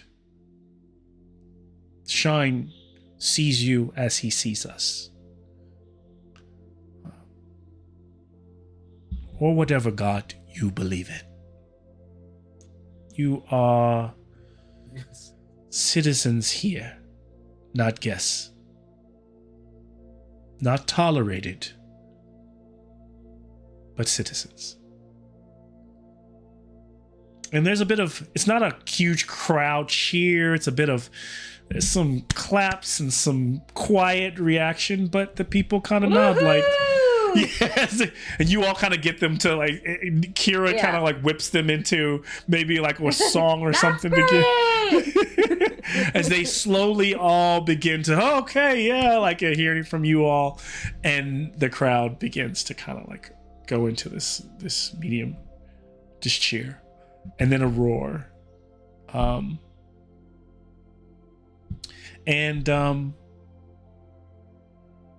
that happens. And so it won't be perfect, but you've changed things here as this new version of Okamura will be, and will go forth from the state forward. And now you can move forward knowing that you may want to speak to Nyla about gaining some spells, or maybe going to the general store, or Kaba, that dwarf you met earlier, who seems to be the one running that. And then you also notice that the cage, remember that the mallard was in at the center, there's now in that hanging cage a new fellow, the skeleton. You can stay. That seems to sit there and sits there looking a bit humbled. I'll turn it over to you. What do you all do? How do you all what do you all want to do next? And if you want to move straight to your crowning or your coronation of your dragon marks, that can be done as well. Well, obviously we need to set up a branch here for the Witch's Tree. Barassi wants to spend some time with Nyla if she has time to learn more about her healing techniques and magic. As you talk to her, as you find yourself walking with Nyla, maybe there you've kind of gone through some of the formalities and the basic chit chat, and you're kind of ready to cut to the chase. What do you ask her? I noticed you are skilled with healing as we were healing the wounded earlier. Would you be willing to teach me some of the magic that you learned so that I can be a better healer? I feel I owe you all greatly.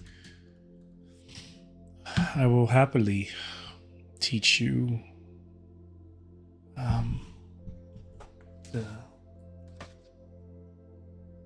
it will be, was it restoration? Yes. Or was it reinvigorate? I'm looking for restoration. I think it would be restoration. Yes. And so she spends some time with you. Now here is what, can I have an awareness or a Myths and Legends check from you, Karasi? Over there. Okay.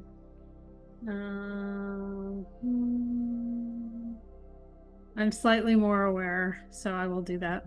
And you know animism? I do. Clearly you do. Sorry, I'm tripping. But yes, because Yep. Yeah. So, I did pass. okay. So as she starts to, she's completely willing because you've saved her people. So she's like, oh my God, let me tell you. She starts to talk to you about her process. And animism, everyone's animism is different. But as she starts to go through how she summoned, like who she's talking to, Nyala's animism, because animism is about the gods, right? She directly communes with what you would consider demons. So it's not demonology, but it's adjacent. Where her powers draw from. She can teach you this. It doesn't seem cursed, but the way she's teaching you to learn this feels a little on the Shoyemi. Like if Shoyemi's there, he'd be like, "Told you." Like Shoyemi would be kind of like laughing at you, like a bit.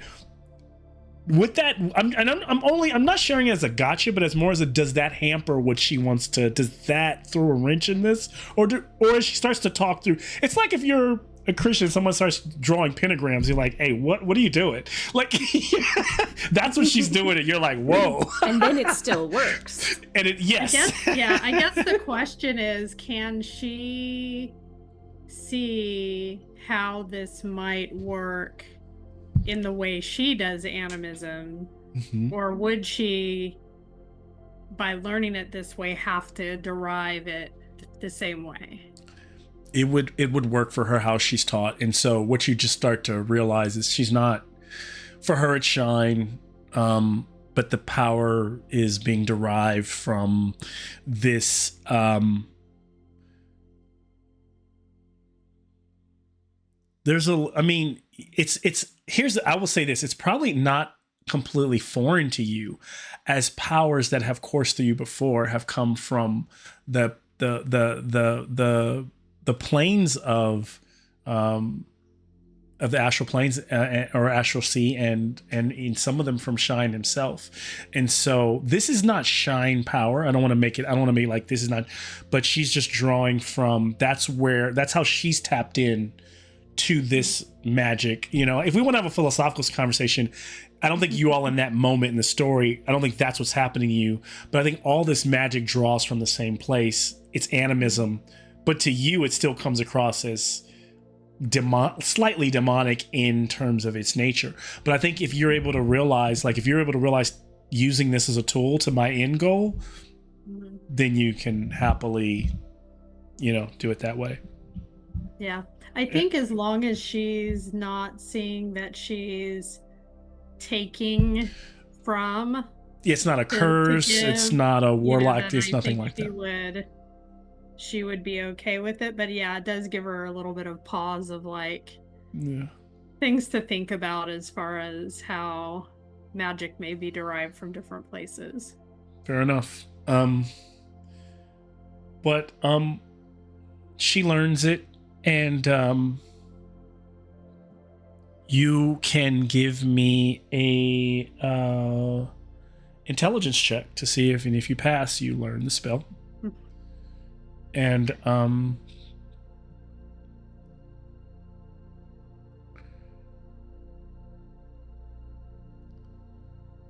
did pass. She tells you, I'm glad that you're able to, you are a natural, you absorb so quickly. I am willing to help any of your friends. The only spell that I cannot teach, as I only know it if I follow a powerful ritual, is resurrection. But should any of your party fall, if you want to bring them here, I will happily resurrect them once and with the resources on me. Thank you. That is a very generous offer, because I know what resurrection can cost the person who performs it. Yes. In addition, what Karasi would learn is that the other spells you can learn from her animism: ensnaring roots, heal wound, purge, sleep, and then resurrection can't be taught. But those are the only other spells that she knows outside of the.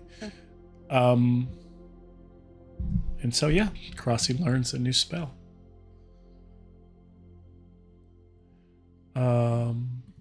What?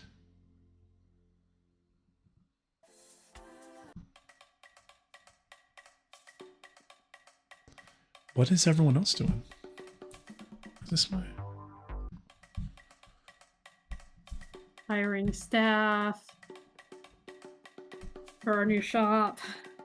Yeah, is there any? I mean, if you don't need gear, you don't have to do, or you can buy between. Basically, the general store is going to probably cover basic general stuff. Might have some weapons. Otherwise, is there anything that you is Drell trying to craft? Has he tried to craft anything for the party recently? Or you? And then other than that, yeah. Sylvia has carved this little totem that maybe people have seen or not.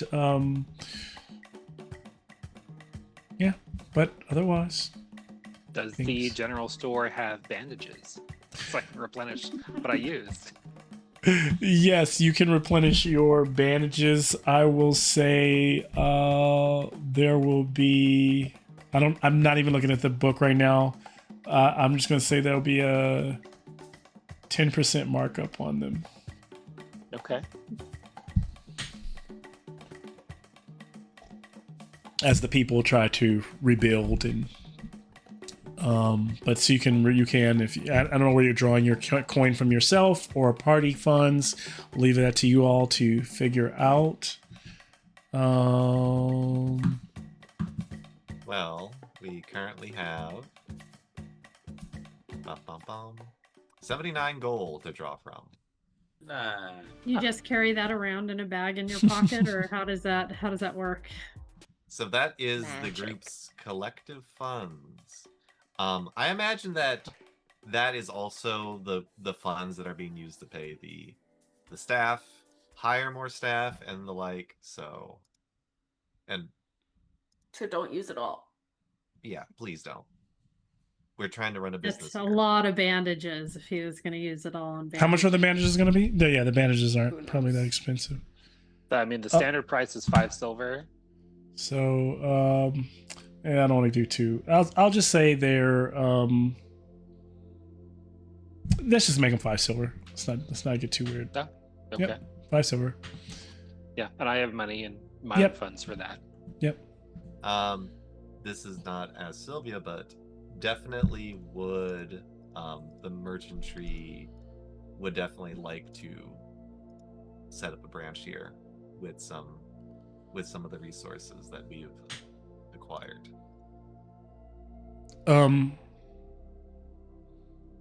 Nyala ends up having you talk to Uruk for that, as in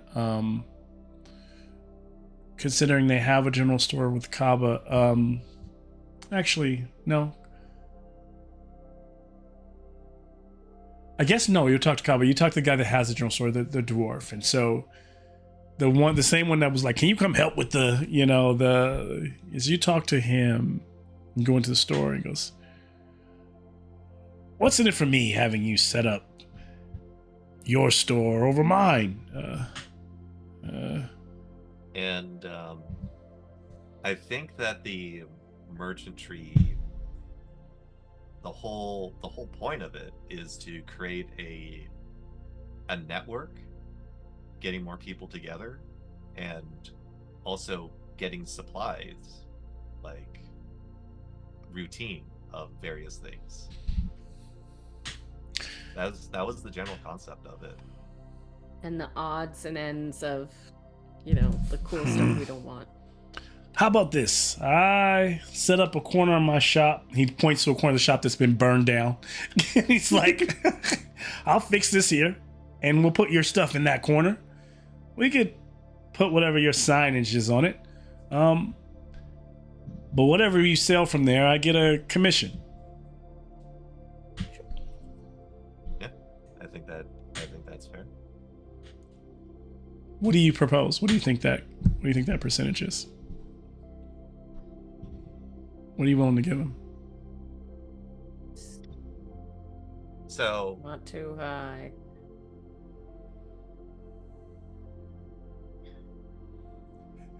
we're trying to 10%?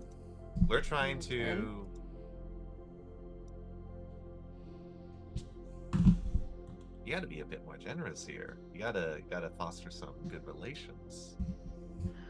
Okay, 30%. but not more than 50. Okay. 30%. Oh, that's huge. I thought you were gonna say. Okay, I yeah. was gonna say 10. 10. But okay. I'll What give you. about 20? 30%. We're making good relations here. But no bartering roll need. He He has- shakes your hand. He's like, he'll take. Trying to get too much, you'll lose it all. He says 30% is fine. No bartering check. Put as much stuff up as you need. And he goes, for 30%, he pretty much allows you to put your signage on the We're on the gonna sign decorate it. outside. soon gonna it'll decorate be it all. bronze bully level marketing. And then eventually, merchantry's all over. So So let me make note of that. 30% Glad in to have stone you mouth. be a leaf on our merchant tree. So you will have to let me know which inventory you're leaving or be bringing here, or like want to bring here. You can have to do like we'll have to do that in game. Like if we can say if there's like a week downtime where they brought some inventory over. Just choosing what they bring over and what they trips. put. Yeah, or they could send there. There is a section specifically for the various branches. Okay, and what they have. put that in Legend Keeper, so or send that to me in your thing, and then I'll put in. So I'm looking at Stonemouth right now. Kaba is getting 30%, so he lets them put a storefront up.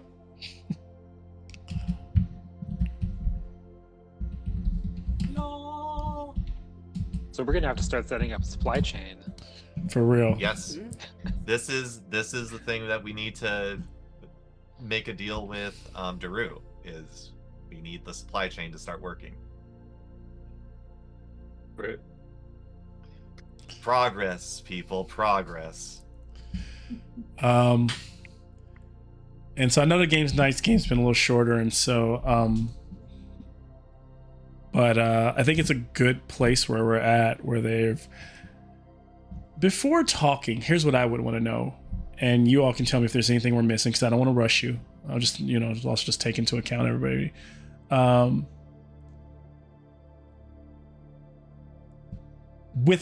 Before they talk to Skyrock, what are your thoughts before being led by anything by the story? What are the next things that they want to do or would be thinking about doing in the world based on what they know, what cooks are out there, what they've learned, what would they want to do next versus what they might get from him, they might be told might be the next couple things. Well, we're getting the sky or the dragon things. The dragon marks. Yeah. Travel more freely to the Nibet Pass. Is that right? So originally, the dragon mark is there's a lot of, like at a much higher level than. So think about it like this way: you guys have levels of bad guys. You've got Nazaris at the lowest level. You've got Ix right above him. And then you've got like this entire brewing demons in Ashland thing going on. You had gone to the source and was like, demons in Ashlands, we want all the smoke. We want to fight the war against all of them. And so that made Naomi tell you the tale of the Dragon Accord and getting all the dragons used to be willing to come to the table and fight the demons if all else failed. And that all fell apart. So now the dragons have all gone to their corners of the world of Umajai and left this. So the Dragon Accord will get them all back. Getting the dragon mark is the beginning of having like some credence so that you can go around and talk to other dragons. So basically what you'd be going is on a fetch quest to get other dragons on board with the Dragon Accord so that when shit does hit the fan, you have the help and the aid of the dragons. Yeah. They won't stand by and watch all of the humanoids die, basically. That's really what that's about. But that will help you in all of your other adventures too, I think, right, to some degree. But that's what the mark is about. Nazaris is more of a looming threat over the Ashlands right now, as their armies are trying to march on local places. They're not a world conquest issue, but they are in your backyard issue. A major issue that is a growing threat. This is probably the smallest battle you're going to have from them right now, based on what Skyrock is saying, and I'm sure he can share with you more. But like just think so. That's another one. Yeah. And then Ix is in the world, and what is Ix doing? Who knows? Who knows? Goblin Please eat all the souls. Undead. Let's just get rid of that problem. Let's get rid of that problem, and we'll deal with the But does that make him later. stronger? Because that's and Ix just eats souls, and all we know was once the easiest way to eat the most souls he can. And we can't. We don't got the stuff right now to deal with that. No, back burner. So is this pyramid thing a problem that we have to deal with? This is a problem for future us. I don't see Future this us, being like it seems like a big problem, but in the fact that he was saying that, I was worried. So if you all are assign us the next task, you are sending us to die. No, don't. Right. So you all are here in about a couple. The parents are here. It's not too far away. It is a looming issue. I think that you all have bit off, I want to save the world. So if that's the goal, then you're small. Then even your worst. If you're scared of the pyramid, then you should. This is probably the person you could take. This is how you're going to learn to take on anyone else. Is probably Nazaris. Is figuring out how to take on Nazaris. Unless there's something, like I said, that's based on what you know right now.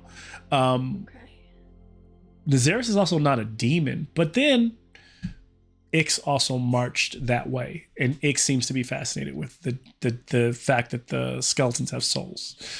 Mhm. My hope is that two problems just solve each other. Maybe. But yeah, this is I personally see it as we deal with getting the dragon mark. We go back to Drew, let them know what's happening, set up our own affairs, and do our quest to get the other dragons on our side so that we have a way to stop everyone from dying when it comes around to that. I'm Yeah, that with you on seems like a good plan. Reasonable approach. And then we can take it from there. Say that again one more time, Nick, because I think it sounded good to me. The reasonable approach to saving the world. Yeah, so get the dragon mark, get all our affairs in order back in Daru with the kingdom that's starting to form, with the merchantry, and then start our quest to meet the other dragons and form a proper accord with them so that we can prevent everyone from dying. Makes sense. noble goal.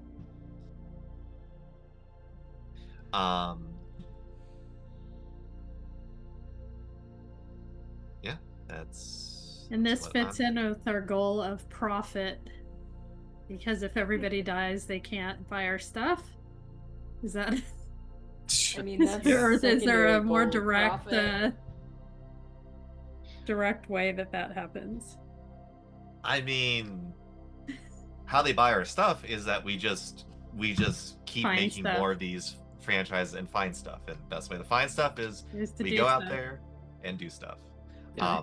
Don't worry, I'm already listing items that are not in Drew but just in the backlog, the stock, to put here in Stonemouth. So we are getting properly.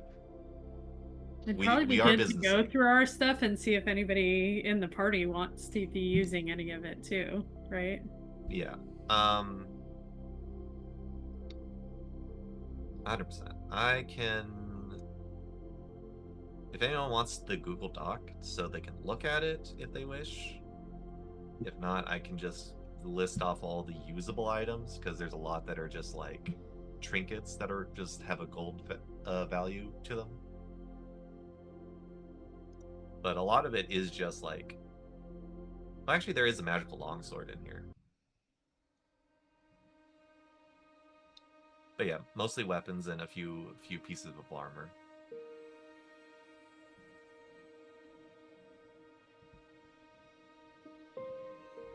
Okay.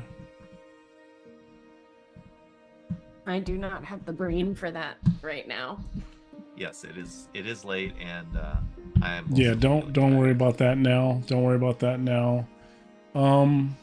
What I will say is that when you all later that evening, tired from a long day of fighting and figuring things out, you stand there under the moon, under the stars, and sure enough, down wheeling through the sky, Skyrock arrives. Hey, little buddies.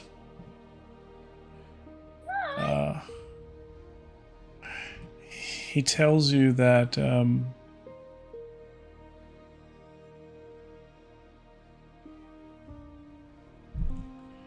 Now I will say for next session, I think there is something to possibly be learned from the skeleton who they've interrogated, more about Nazaris. And I'll leave that for next session. But I think what... Yebi will want to talk to him too. For sure. Well, that kind of Cal knows as he kind of looks over you all. Naomi has given you congrats. You all have earned this. And one by one, this like wisp of wind and almost like clouds begin to kind of whirl around you all. These glowing symbols began to impart themselves. Whereas you would have imagined it had been this dragon mark, it had been this kind of like metal that he was going to bestow you, is actually a symbol that looks closer to a branding or a tattoo. Kind of, it looks like it kind of was like etched into your skin. You choose where this marking lands on your person, on your body. If I was to show what the markings look like, you feel this you feel like they're being, you feel the movement, you feel like they're being etched into you as you receive them. Let's see, where's my... Nope, that would be alchemy. So something like this mark is left Not right on my beak. There you go. So both of you get this Front and center. And so these marks are left and applied to you. And so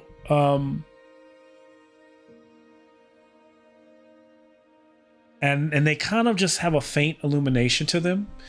And as he bestows them, each dragon mark on all of you, they each are one or two things. So essentially what he teaches you very quickly is the dragon marks are permanent symbology magic.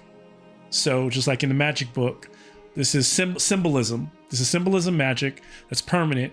You aren't the spellcaster, so the spellcaster has cast a spell on you. It's permanent, which means now you can activate it. Which means this doesn't affect you if you have armor, but there are two types. I'll put them in Legend Keeper, but for now I'll put them in Discord.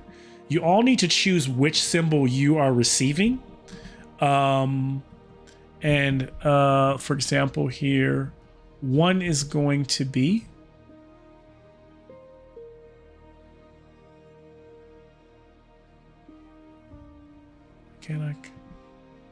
Oh, it's not allowing me to paste it for some reason. My image, I'll just explain them for now and I'll get them to you. So one is going to be symbolism spell magic armor. So these are both, one is a rank 1 and one is a rank 2. The rank 2 magic armor will allow you to, the mark can be activated. Both of these marks can be activated once per 24 hours. They take one action to activate. If you spend 2 willpower, they activate for 1 round. If you spend 4 willpower, they activate for a stretch. If you spend 6 willpower, they activate for an entire shift. Magic armor gives you protection against someone casting a spell on you, making that person use a bane. And then magic shield makes all non-magical attacks against you a bane for the time period that the weapon is being used against you. So it's essentially, do I want physical damage? Do I want to be booned against physical damage, or do I want to get boons against spells? And so you can choose one of those 2 marks, and that's the mark that you don't have to choose that today. Think about it, and next session we can all make that decision. Okay. That's pretty nice.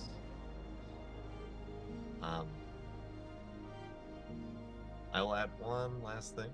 Yeah. Sylvia's mark on her face. Okay. Like on the forehead, maybe on the. How'd she see it on the just the whole on the right, face, giant. on the right side of the face, right side of the eye. face, over the eye? Okay, interesting. Okay, I like it. Yeah. And You finally get to see the totem. Oh yeah. It has some resemblance to a dragon mark in the symbol itself. Well, Interesting. you all done well. What I told you earlier about what I saw in Omero, I realize sending you in there could be, I could be wrong, but it could be a harrowing time. And Naomi, I agree that with the dragon mark, you have a chance to do two things.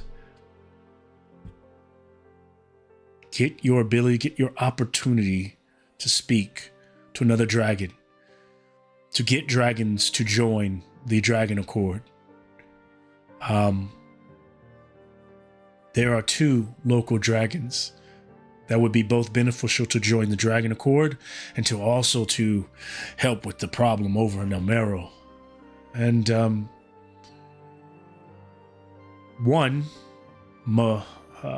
Mabakari, dwells in Jaffa near the swamplands. His lair is at the heart of a colossal boab tree that has stood there or looming over the area of kingdoms for hundreds of years. And then to the north, or in the Craglands, there is Nzazi, the Tempest Queen. In her a cold desert, her lair resides at the center of an amphitheater. She controls storms. She's a storm dragon. So one is a black dragon, one is a storm dragon. The black dragon will have knowledge on how to deal with the undead. A masterful necromancer unto himself. Whereas Nzazi can help us with the perpetual storm that is over Omero.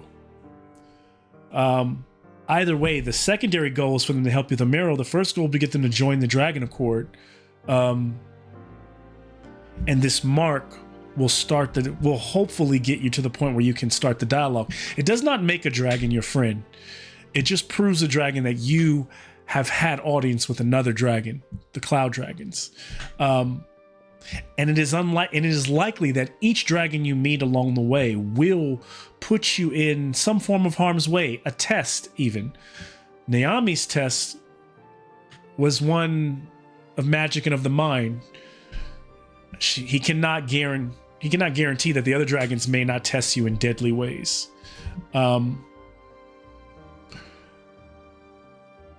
He leaves that to you to decide. And so he goes, so which dragon do you want to convince first? Or do you have another plan?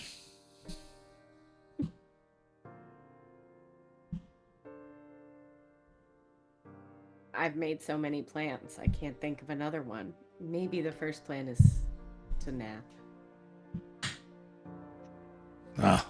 Sleeping. I always forget how much sleep you humanoids need. Though we dragons are older, really, really like sleeping. Naomi, for example, has slept for a century and calls it a nap. I promise we won't sleep that long. I know you won't. Well, I'll let you all decide if there's a place I should. And also, if you need me to take you, whatever you do decide, I also recommend maybe stopping off in Daru so that you can share the information so that maybe the others can decide if they want to have that information available to them.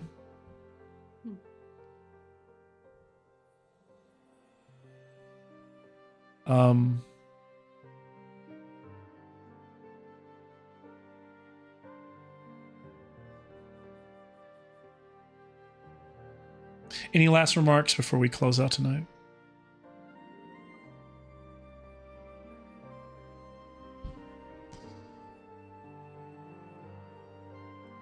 I think observing Sylvia, since she's made her choice, like, that's a bold choice. I'm quite happy with it, and I'm quite thankful that I took this guarding trip with the rest of you. It's been great. You have been valuable. Stick around. Don't be a stranger. Of course. Give me a smile with that glowing blue tattoo over her face.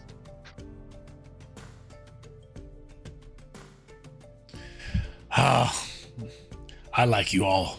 Naomi's not going to let me stick around. Probably going to put me on another assignment, but I'll always be close. I'll try to hear the call. And don't worry, I'm going to be close. I'm going to sleep outside the city walls tonight, so if you need me, call. And in the morning, you've got a one-way trip to wherever you want to go next. Sheesh, shit, even if you want to come back and see Naomi, you haven't seen the old dwarven, the forge, the dwarven people that live up there. It's a good time if you want to just take a little downtime before you go visit dragons. So you kind of have you have a taxi wherever you want to go, wherever you guys do. Does that Skyrock will take you there? Something for the group to know. Very awesome. So with that, just moments, and so just with that, they're able to like kind of come together, have a good evening, but before they kind of close out to rest, they all kind of stand there under the stars and kind of revel in the accomplishments they've made and then where the story has brought them so far. Now connected to the god of stories, connected to the gods they worship, connected to the gods from other worlds, and connected to dragons themselves. And under the firmament somewhere still bubbling every demon here in the Ashlands. And so there we'll close out tonight and pick up another session somewhere else at another time. Good game. Game, you guys. Yeah. It was an awesome time. Thank you all. That was good stuff. Yeah. I think the last thing I will do is do my rolls. Just do our rolls and then we'll just, we can, if you need to hop on. Your rolls. Yeah. Oh, Right, I am gonna log off before I fall asleep. Yes. All right, good night. Sorry. Good night, you guys. Take Good care. game.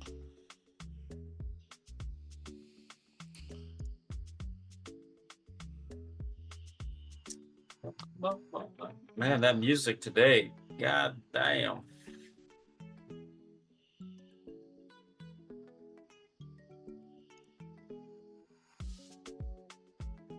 Yep. Just one roll necessary then. Okay. So.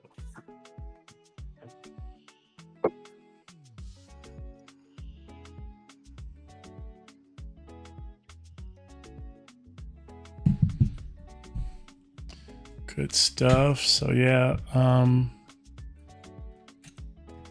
sometimes those short sessions are short but mighty. You get a lot in there.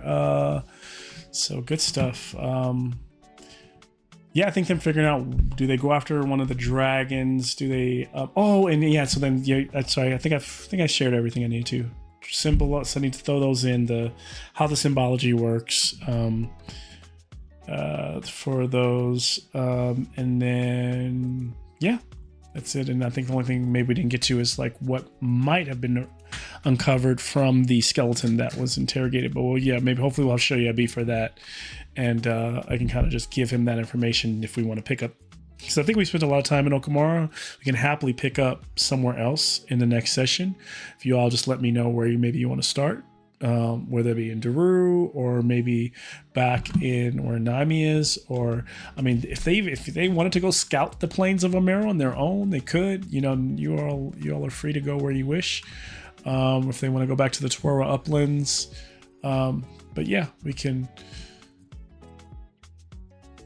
I know Daru is definitely going to be a stop off for information and to resupply. So that's like, you don't have to necessarily start a whole session there unless you guys want to, right? But I can still kind of fast forward and make sure that gets done if that's a desire. Sorry, Colin. No, you're good. Yeah, it seemed like we were kind of in agreement that we would be going to Daru, but I don't know. I'm just wondering, do they want to start a session in Daru and be in Daru, or do they want to stop at Daru and then? So it might be like, this is one of those times where if you want to save a little time, if the group has a group meeting between now and the next session and lets me know, then I can plan the next session around where they're going. Or we'll just have more of another Daru session and we can have some stuff in and around Daru. I'm fine. You can have multiple downtime sessions. That's fine. Uh-oh. Hello. Yeah, I'm here. Yeah. Nope. Amy just woke up. Okay. There we go.